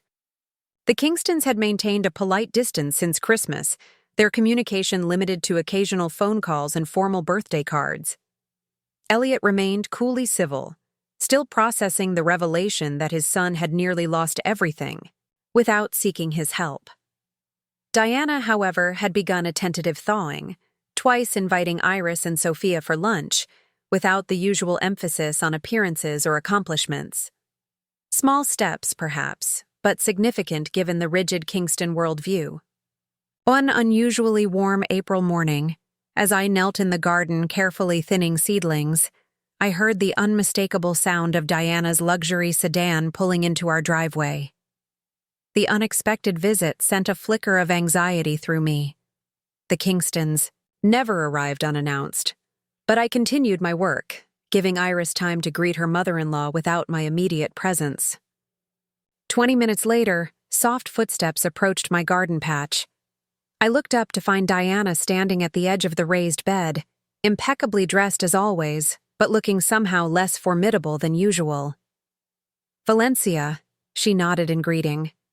"Iris said I might find you out here." I rose slowly, brushing soil from my gardening gloves. "Diana, this is a surprise." "Yes, well?" She glanced around the garden with what seemed like genuine interest. "Everything is coming along nicely out here. You've certainly transformed the space." "Thank you," I replied, uncertain where this conversation was heading. "Would you like some tea? I just made a fresh pot." She hesitated, then nodded.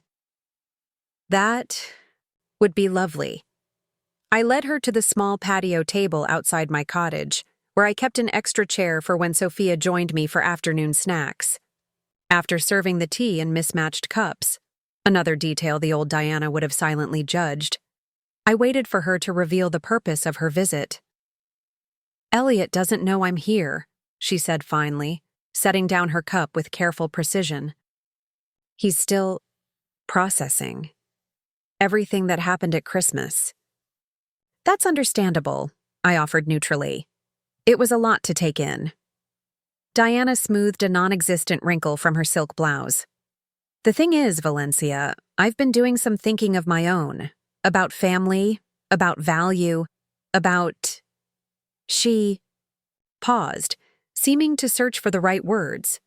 "About what truly matters." I remained silent, allowing her the space to continue at her own pace. "That photo album Reid made for us," she continued, her voice softer than I'd ever heard it. "I've looked through it nearly every day since Christmas. All those Kingston ancestors I never knew about. The humble beginnings Elliot's father tried so hard to transcend." She met my gaze directly. "Did you know Elliot's grandfather was a carpenter who built cabinets by hand? No factory, no employees, just his own 2 hands and whatever wood he could afford." "Reid mentioned something about that," I replied, recalling his research into the Kingston family history. "A skilled craftsman from what I understand." "Yes." Diana traced the rim of her teacup. "Elliot never talks about him, about any of that history, really. It doesn't fit the Kingston narrative of success and status." She glanced toward my garden. "But seeing those photographs, reading those stories, it made me wonder what we've lost in our pursuit of what Elliot calls upward mobility." The admission was so unexpected, so contrary to everything I thought I knew about Diana Kingston, that I found myself momentarily speechless. She seemed to take my silence as judgment and rushed to clarify. "I'm not saying there's anything wrong with success, with wanting more for your children than you had. That's natural, isn't it? But somewhere along the way, I think we confused more with better and better with worth." "That's a profound distinction," I acknowledged, careful not to push her vulnerable moment of self-reflection. Diana nodded, seeming relieved at my understanding. "The way you helped Reid and Iris when they were in trouble, without conditions, without judgment, without even taking credit. It's not how the Kingstons operate. We keep ledgers, literal and figurative. We track debts and obligations. We never forget who owes what to whom. That sounds exhausting, I observed gently. A small, surprising laugh escaped her. It is, actually, exhausting and isolating. She glanced toward the main house. When Elliot and I were in our 30s, not much older than Reid and Iris are, now we faced a significant setback. Elliot's first independent business venture failed spectacularly.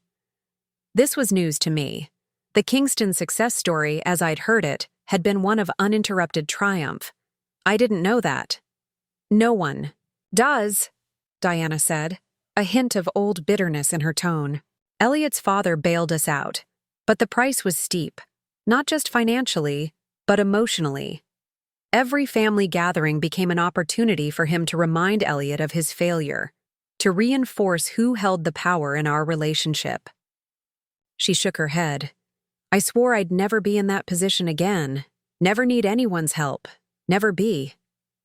Vulnerable. The word hung between us, laden with significance.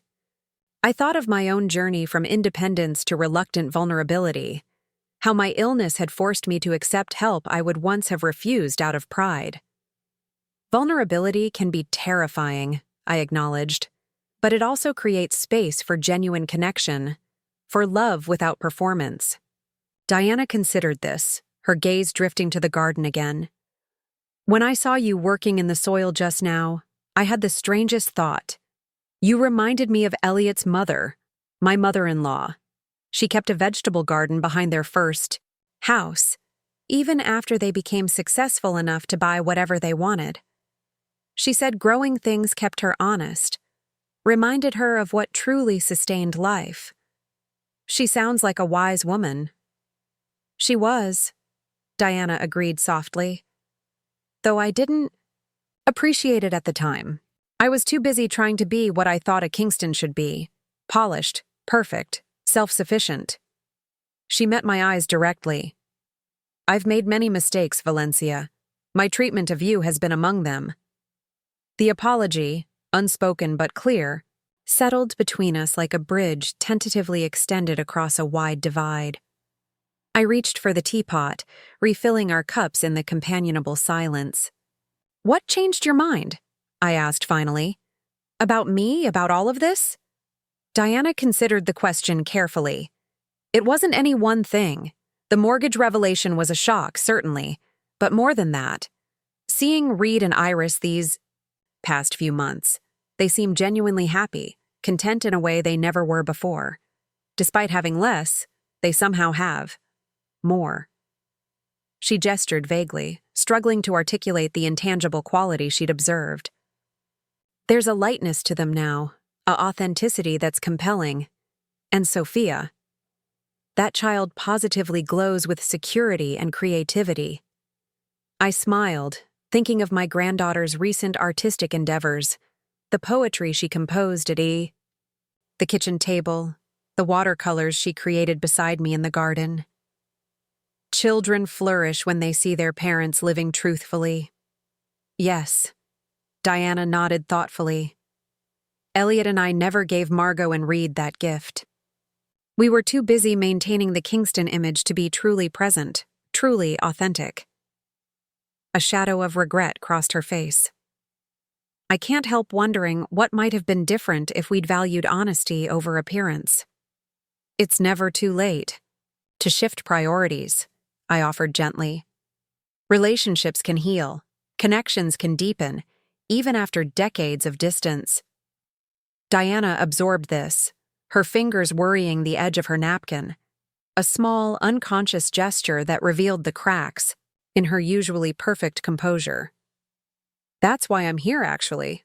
I wanted to ask, to understand. How you do it. Do what, exactly? Live with such grace.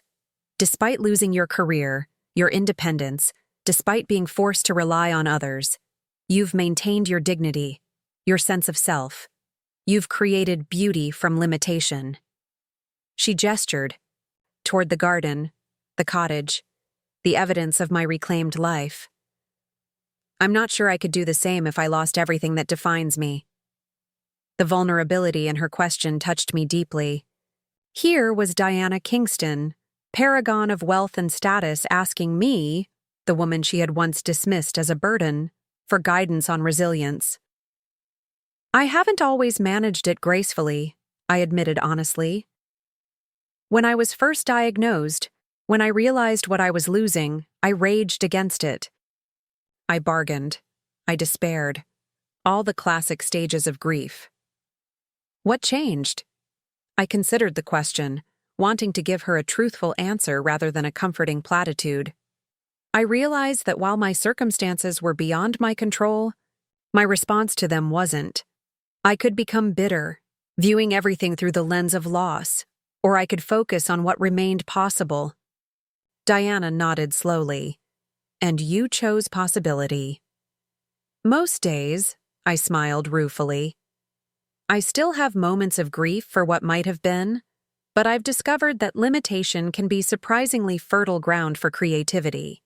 It forces you to distill things to their essence, to separate what's truly important from what's merely habitual. Diana glanced down at her designer watch, her tailored outfit, the external markers of status she had always prioritized. I'm not sure I even know what's truly important anymore. The lines have blurred. Perhaps that's where the journey begins, I suggested, with the willingness to ask the question rather than assuming you already know the answer.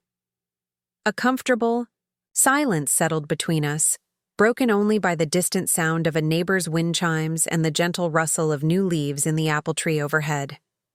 Diana seemed lost in thought, turning her teacup slowly between manicured fingers.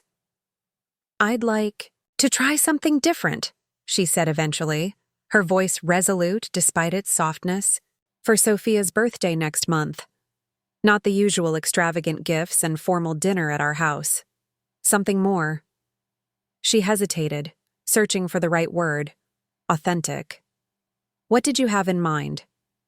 A smile ghosted across her face. That's just it. I don't know. I thought perhaps you might have some ideas. Something meaningful rather than merely expensive. The request, so contrary to everything Diana had previously valued, moved me deeply. I might, I replied thoughtfully. Let me consider it. She nodded, seemingly relieved to have extended the olive branch, however tentatively. As she prepared to leave, gathering her designer handbag and car keys, she paused at the garden's edge. Your vegetables, she said, nodding toward the neat rows of emerging plants. They're quite impressive. Thank you, I replied, surprised by her interest. It's nothing fancy, but we enjoy the process as much as the harvest. Diana hesitated, then added with uncharacteristic hesitance, I don't suppose. That is, would it be presumptuous to ask if Sophia might bring some to our house next time she visits? Elliot has been having some health issues. Nothing serious, she hastened to add, but the doctor suggested more fresh vegetables and I thought, of course, I assured her warmly. We'd be happy to share. In fact, I've been experimenting with some Italian heirloom varieties my father used to grow. They have a flavor you simply can't find in stores. That would be lovely, Diana said, a genuine smile softening her usually composed features. Thank you, Valencia. After she left, I returned to my garden work, mulling over our unexpected conversation. Something was shifting in the Kingston family dynamic. Something tentative and fragile, but real nonetheless. Diana's visit, her vulnerability, her request for guidance, these were small miracles in their own way, as significant as the seedlings pushing through soil toward sunlight. That evening, as we gathered for dinner, a simple meal featuring roasted vegetables from our garden and bread I had baked that morning, I shared the news of Diana's visit with Reid and Iris. My mother came here? Reid asked, clearly stunned. Voluntarily? To the garden? I nodded, suppressing a smile at his disbelief. She seemed genuinely interested in connecting, in understanding our perspective. Iris raised an eyebrow skeptically. This is the same Diana who once told me that gardening was what people did before they invented grocery stores, correct? The very same, I confirmed, though I suspect she's beginning to question many of her former certainties. Reid set down his fork, processing this development. Did she say anything about Dad? About how he's dealing with everything? She mentioned he's having some health issues, I said gently. Nothing serious, according to her, but enough to prompt dietary changes. Concern immediately replaced Reid's skepticism. What kind of health issues? Why didn't she tell me directly? I think, I suggested carefully, she might have been using the vegetables as a pretext to reach out, to begin rebuilding bridges. Your family has a history of expressing care through indirect means rather than vulnerable communication. Reid absorbed this insight, nodding slowly. That sounds about right. The Kingstons excel at subtext. He pushed his plate slightly away, his expression troubled. I should call him, shouldn't I? Whatever's happened between us, he's still my father. Iris reached for his hand. If you want to reach out, I support you. Just, she hesitated, be mindful of your boundaries. Connection doesn't have to mean returning to old patterns. I know, Reid assured her. I'm not the same person I was 6 months ago. Neither are you. Neither is our marriage. He squeezed her hand gratefully before turning back to me. What else did my mother say? About us? About our changes? I considered how much to share of Diana's vulnerable confessions. She's noticed the difference in your family dynamic, how much happier, more authentic you seem despite having less, by Kingston standards. It's made her reflective about her own choices, I think. Reid shook his head in wonder. Never thought I'd see the day. My mother, questioning the Kingston worldview. People can surprise us, I reminded him, especially when given the space to evolve without judgment. Later that night, after Sophia had been tucked into bed with a chapter from her favorite book, Reid made the call to his father. I couldn't hear the conversation from my cottage, but the next morning, Reid appeared at my door with coffee and freshly baked muffins, our established signal for conversations requiring sustenance and privacy.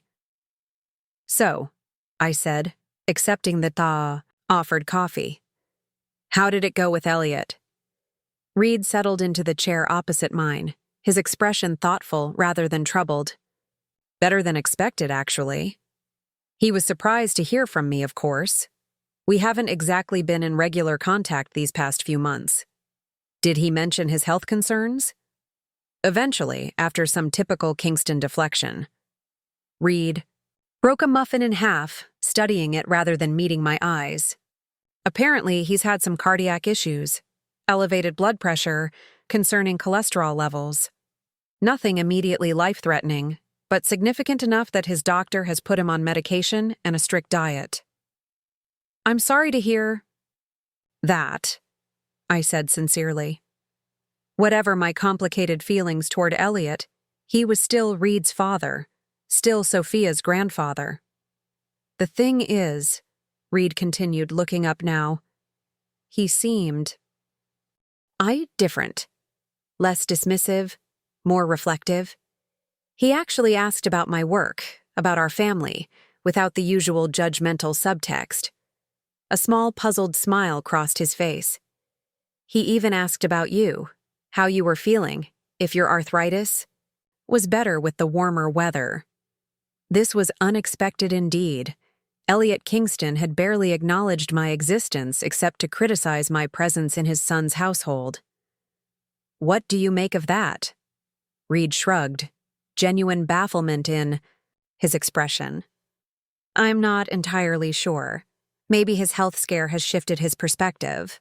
Or maybe he hesitated. Maybe seeing our family find happiness on our own terms has made him question his assumptions. Perhaps both, I suggested. Physical vulnerability has a way of clarifying what truly matters, of stripping away pretense, That's what he said, actually. Not in those exact words. The Kingstons aren't known for our emotional eloquence, but he mentioned regret. Reid's voice had softened, a note of wonder creeping in. He said he'd been thinking about his father a lot lately, about the lessons he'd internalized, about whether he'd passed the right values to Margot and me. That's significant, I observed. Self-reflection isn't easy at any age, but especially after decades of certainty. Reid nodded thoughtfully. He wants to see us this weekend. All of us, including you, at their house for lunch. I raised an eyebrow, surprised by the inclusive invitation. Are you comfortable with that? I think so, Reid said, considering. 6 months ago, I would have been anxious about disappointing him, about not measuring up to Kingston standards. Now, he smiled slightly. Now I'm secure enough in our choices to engage without being swayed or diminished. That's significant growth, I noted proudly. For all of us. The following Saturday found us driving to the Kingston estate, a sprawling property in an exclusive neighborhood that had once represented everything Reid aspired to. Now, as we pulled into the circular driveway in our modest sedan, I watched Reid's face for signs of regret or longing. Instead, I saw only calm acceptance, perhaps even a touch of compassion for his former self who had measured worth by square footage and luxury finishes. Diana greeted us at the door, her usual perfection slightly softened. She embraced Iris warmly, knelt to hug Sophia, and, most surprisingly, extended the same welcome to me.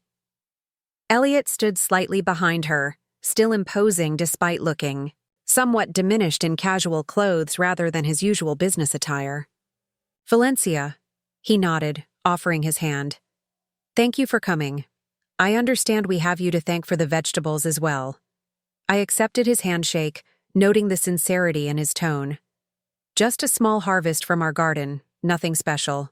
On the contrary, he replied with unexpected warmth. Diana made a salad with your lettuces last night. Best I've tasted in years. The compliment, simple but genuine, set the tone for the afternoon.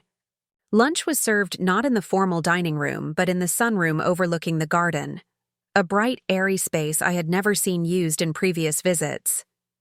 The meal itself was noticeably different from the rich, elaborate spreads Diana typically presented. Instead, there were simple, fresh options aligned with Elliot's new dietary restrictions, including a soup made from the vegetables from our garden.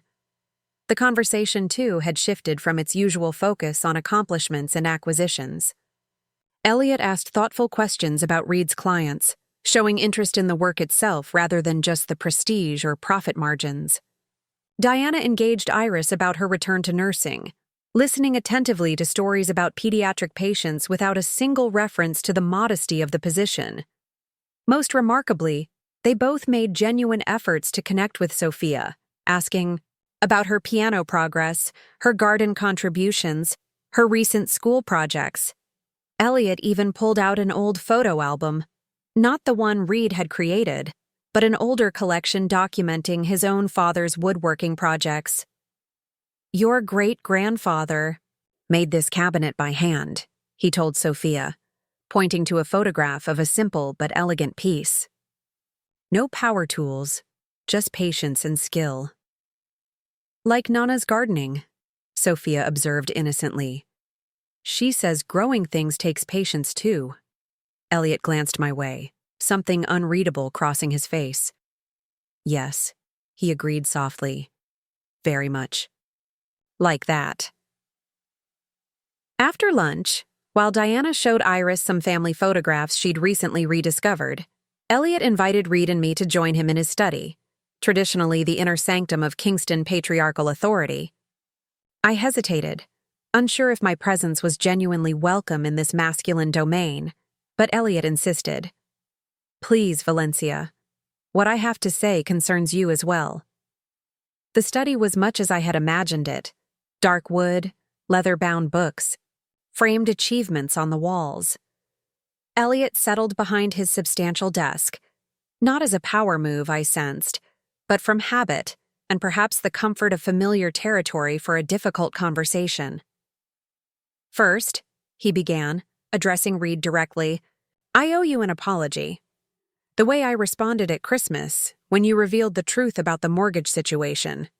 It wasn't my finest moment. Reid's surprise was evident. Elliot Kingston did not apologize. It was practically a family motto. Thank you, Dad. I understand it was a shock. More than a shock, Elliot admitted. It was a fundamental challenge to everything I thought I knew about you, about Valencia, about what it means to be successful, to be family. He turned to include me in his gaze. I've had a lot of time to think these past few months. My health situation, while manageable, has been something of a wake-up call. I'm glad you're addressing it, I said sincerely. Health challenges have a way of reshuffling our priorities, don't they? Elliot nodded, a glimmer of newfound respect in his eyes. Indeed they do. I've been thinking about legacy lately. What I've built, what I'm leaving behind. Not just financially, but in terms of values. Reid leaned forward slightly. What kind of values, Dad? Elliot's gaze drifted to a photograph on his desk, one I hadn't noticed before, showing a much younger Elliot standing beside an older man in a woodworking shop. My father valued craftsmanship, integrity, creating something that would outlast him. Somewhere along the way, I reduced his lessons to their monetary aspects, the business success, the financial security. He looked up, meeting first Reid's eyes, then mine. What Valencia did for your family, purchasing the mortgage, supporting you without conditions or judgment, it's made me reconsider what true generosity looks like, what family truly means. The admission, offered without qualification or defensive framing, hung in the air between us. A bridge extended across generations of Kingston pride and performance. Reid seemed momentarily speechless, so I stepped into the silence. Elliot, family expresses itself in many ways. Your desire to provide security, to give your children opportunities you might not have had. That came from a place of love, too. He nodded, accepting this grace with visible gratitude. Perhaps. But love without wisdom becomes something else entirely. Expectation, control, conditional acceptance. He sighed heavily. I've been a successful businessman by most measures, but I'm beginning to wonder if I've been an equally successful father or husband. It's not too late, Reid said quietly. We're all still here. Still family. Something shifted in Elliot's expression, a softening, a vulnerability I had never witnessed in him before. That's what I'm hoping, he said, his voice rougher than usual. That's why I asked you both here today. He reached into his desk drawer and withdrew a folder, placing it carefully on the desk between us. I've made some changes to my estate planning. Nothing dramatic, he hastened to add, seeing Reid's alarmed expression, but important adjustments that reflect my evolving perspective. Reid made no move to touch the folder. Dad, that's not necessary. We're fine. We don't need... Elliot held up a hand, stopping him mid-protest. This isn't about need, son. It's about recognition, about acknowledging truth rather than clinging to illusion. He pushed the folder gently toward us. Please just hear me out. Reid hesitantly opened the folder, scanning the legal documents inside. His expression shifted from reluctance to surprise to something deeper as he absorbed the contents. You're transferring ownership of the lake property to all of us?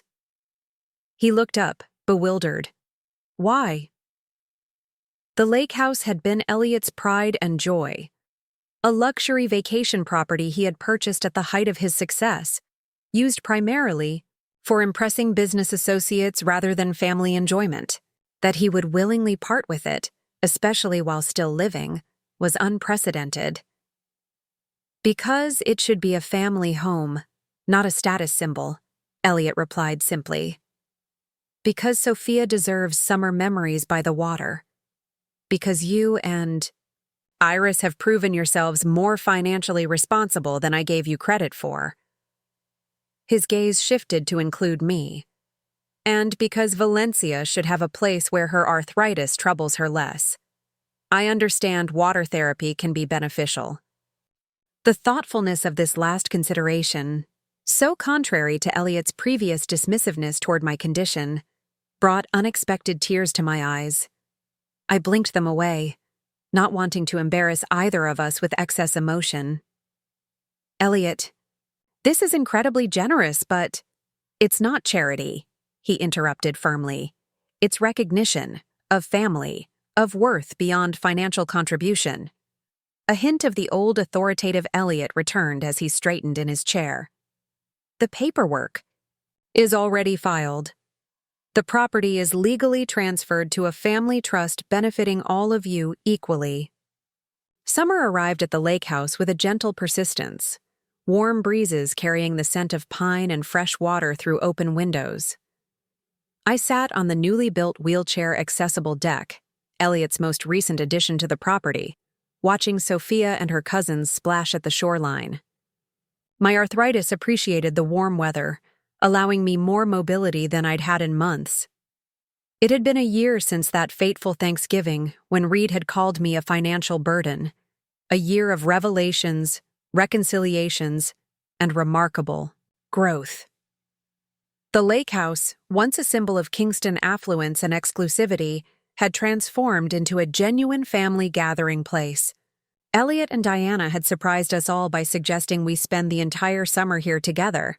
Not just Reid's immediate family, but Margot's as well, and the senior Kingstons themselves. You should have seen my father's face, Reid chuckled, settling into the chair beside me with 2 glasses of iced tea. When I suggested we build a vegetable garden behind the lake house, I thought he might have another cardiac episode. I accepted the cold drink gratefully. And yet, there he is now, teaching Sophia how to stake tomato plants. We both turned, to watch Elliot kneeling in the freshly turned soil beside his granddaughter, his expensive chinos stained with dirt, his face animated as he explained the proper depth for seedlings. Sophia listened with her characteristic intensity, nodding seriously before carefully placing a young plant in the ground. If you had told me a year ago that my father would be gardening voluntarily, I would have questioned your sanity, Reid admitted. But then again, a year ago, I was still chasing appearances instead of substance. People can surprise us, I said softly, especially when given room to evolve without judgment. From the kitchen window, I could see Iris and Diana preparing lunch together. Another unexpected alliance formed over the past months. Diana had initially approached cooking as she did most domestic tasks, something to be perfected and displayed, rather than enjoyed. But under Iris's patient guidance, she had gradually relaxed into the process, discovering the simple pleasure of creating nourishment for loved ones without performance pressure. Valencia, Elliot called from the garden, waving me over. We need your expertise. Sophia insists these seedlings need more space than I'm giving them. She's right, I called back with a smile. Those tomatoes will grow taller than she is by August. As I made my way down the gentle ramp to join them, I reflected on the journey that had brought us here. Not just my physical journey from independent, designer to dependent mother-in-law to something new and unclassifiable, but our collective journey as a family, from disconnection masked by materialism to authentic, if imperfect, connection. The transformation hadn't been instant or linear. There had been setbacks, moments when old patterns reasserted themselves. Elliot occasionally still made cutting remarks about appearances, though he now caught himself mid-sentence more often than not, amending his words with an apologetic glance. Diana still brought designer shopping bags to family gatherings, but had learned to appreciate the handmade gifts Sophia created with the same enthusiasm. Reid had faced his own challenges, particularly at work where colleagues and clients expected the old performance-driven executive. He had lost one major account when he refused to participate in the customary weekend golf retreats that kept him from his family. But he had gained two smaller, more values-aligned clients whose business practices matched his evolving perspective. Iris had returned to nursing full-time, rediscovering her passion for pediatric care now that she no longer felt pressured to maintain a certain lifestyle. Her schedule was busier, but her spirit lighter, her conversations animated by purpose, rather than social obligation. She had developed a special program for children with chronic conditions, drawing on our family's experience with illness as a transformative rather than merely limiting force. Even Margot and Wesley had begun to question their inherited values, inspired by witnessing Reid's family's genuine contentment with less. They had scaled back their own consumption patterns, opted for public school for their son, rather than the prestigious private academy the Kingston children had traditionally attended, and were considering a move to a smaller home closer to family. As I knelt beside Elliot in the garden, wincing slightly as my knees protested, I saw him notice my discomfort with newfound awareness. "We should get you a garden stool," he said thoughtfully. "Something sturdy but lightweight. I could build one, actually." Pride flickered across his face at the idea. "My father taught me basic woodworking, though I haven't practiced in decades." "I'd like that," I said sincerely. "There's something special about using something made by hand, especially family hands." Elliot nodded, unexpectedly emotional. "That's what my father always said." I didn't listen then, too busy looking forward, climbing upward. He patted the soil around a seedling with surprising gentleness. Now I find myself looking back, wondering what wisdom I discarded along with his outdated ways. Sophia, ever observant, placed her small hand on his arm. "It's okay, Grandpa. Nonna says it's never too late to learn new things, or old things that are still good." Elliot's laugh held a hint of wonder. "Your Nonna is very wise indeed." Later that evening, as twilight settled over the lake, we gathered on the deck for a simple dinner of grilled fish, garden salad, and fresh bread. The meal had been prepared collaboratively, Elliot proving surprisingly adept at the grill, Diana, and Iris managing side dishes, Reid and Wesley handling setup, Margot supervising the children's contribution of hand-decorated place cards. As we passed dishes and poured drinks, I observed the easy flow of conversation, the genuine interest in each other's thoughts, the occasional disagreements navigated with respect rather than power plays. This was not the Kingston family I had first encountered, with its rigid hierarchy and performance requirements. This was something new, something still evolving. Diana raised her glass in an impromptu toast. "To family," she said simply. "To discovering what that truly means." We all lifted our glasses, crystal for some, everyday glassware for others, plastic cups for the children, acknowledging the sentiment with murmurs of agreement. As the conversation continued around me, I felt a profound sense of completion, of cycles coming full circle. I had entered this family as an unwanted dependency, a burden to be reluctantly shouldered.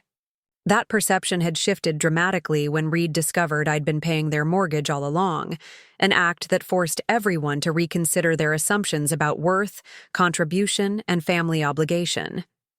But the true transformation had gone beyond that single revelation. It wasn't about who held financial power or who owed what to whom. It was about recognizing that genuine wealth lay in our connections to each other, in our willingness to be vulnerable together, in our capacity to grow beyond inherited limitations. As darkness fell and stars appeared over the lake, Sophia leaned against my shoulder, tired from her day of swimming and gardening. "Nonna," she whispered, "are you happy now?" The simple question deserved a thoughtful answer. I considered the complex journey of the past year, the humiliation of being called a burden, the vindication of revealing my financial support, the unexpected healing that had followed for our entire family. "Yes," I told her honestly, "I'm very happy now." Because we're all together? Not fighting anymore? Partly that, I agreed, but also because we're all becoming more ourselves, our true selves, not the selves we thought we had to be to earn love or respect. She nodded seriously, processing this in her 8-year-old way. Like how Grandpa Elliot used to pretend he didn't like getting dirty, but now he likes gardening with us? I smiled at her perceptiveness. Exactly like that. From across the deck, I caught Reid watching us, his expression softened by the gathering darkness and deeper perspective. He raised his glass slightly in a private toast, acknowledging the journey we had traveled together. I nodded in return, the gesture encompassing all that had passed between us: hurt, revelation, forgiveness, growth. Later, as I settled into my room in the lake house, no longer relegated to a separate cottage but given the most accessible bedroom on the main floor, I thought about the nature of wealth and burden. How easily we confuse physical possessions with true abundance. How often we mistake dependency for weakness, self-sufficiency for strength. My illness had forced me to accept help, to become vulnerable in ways that my independent spirit had resisted. Reid's financial mistakes had required him to acknowledge his own vulnerability, to accept guidance and support rather than maintaining the illusion of perfect competence. Elliot's health scare had revealed his physical vulnerability, challenging his self-image as the invincible patriarch. Each of us had encountered limitation, had faced the choice between bitter resistance and graceful adaptation. Each of us had discovered in our own way that true resilience isn't found in never needing others, but in creating mutually supportive connections that honor both strength and weakness. As I drifted toward sleep, the sound of the lake lapping at the shore a gentle lullaby, I reflected on how dramatically our family narrative had shifted. The story was no longer about who contributed what or who depended on whom. It was about how we had learned, together, that family isn't a balance sheet of obligations and returns, but a living ecosystem where each member both gives and receives in ways that transcend monetary value. What had begun with a cruel comment at a Thanksgiving table, financial burden, had catalyzed a profound restructuring of our family's values. The mortgage revelation had been necessary but insufficient. The true transformation had required ongoing courage from all of us to examine inherited assumptions, to risk vulnerability, to build authentic connection beyond facade. I fell asleep with gratitude for the journey, difficult as it had been, and for the family we were becoming. Imperfect, authentic, and genuinely wealthy in all the ways that truly matter. Up next, you've got 2 more standout stories, right? On your screen. If this one hit the mark, you won't want to pass these up. Just click and check them out.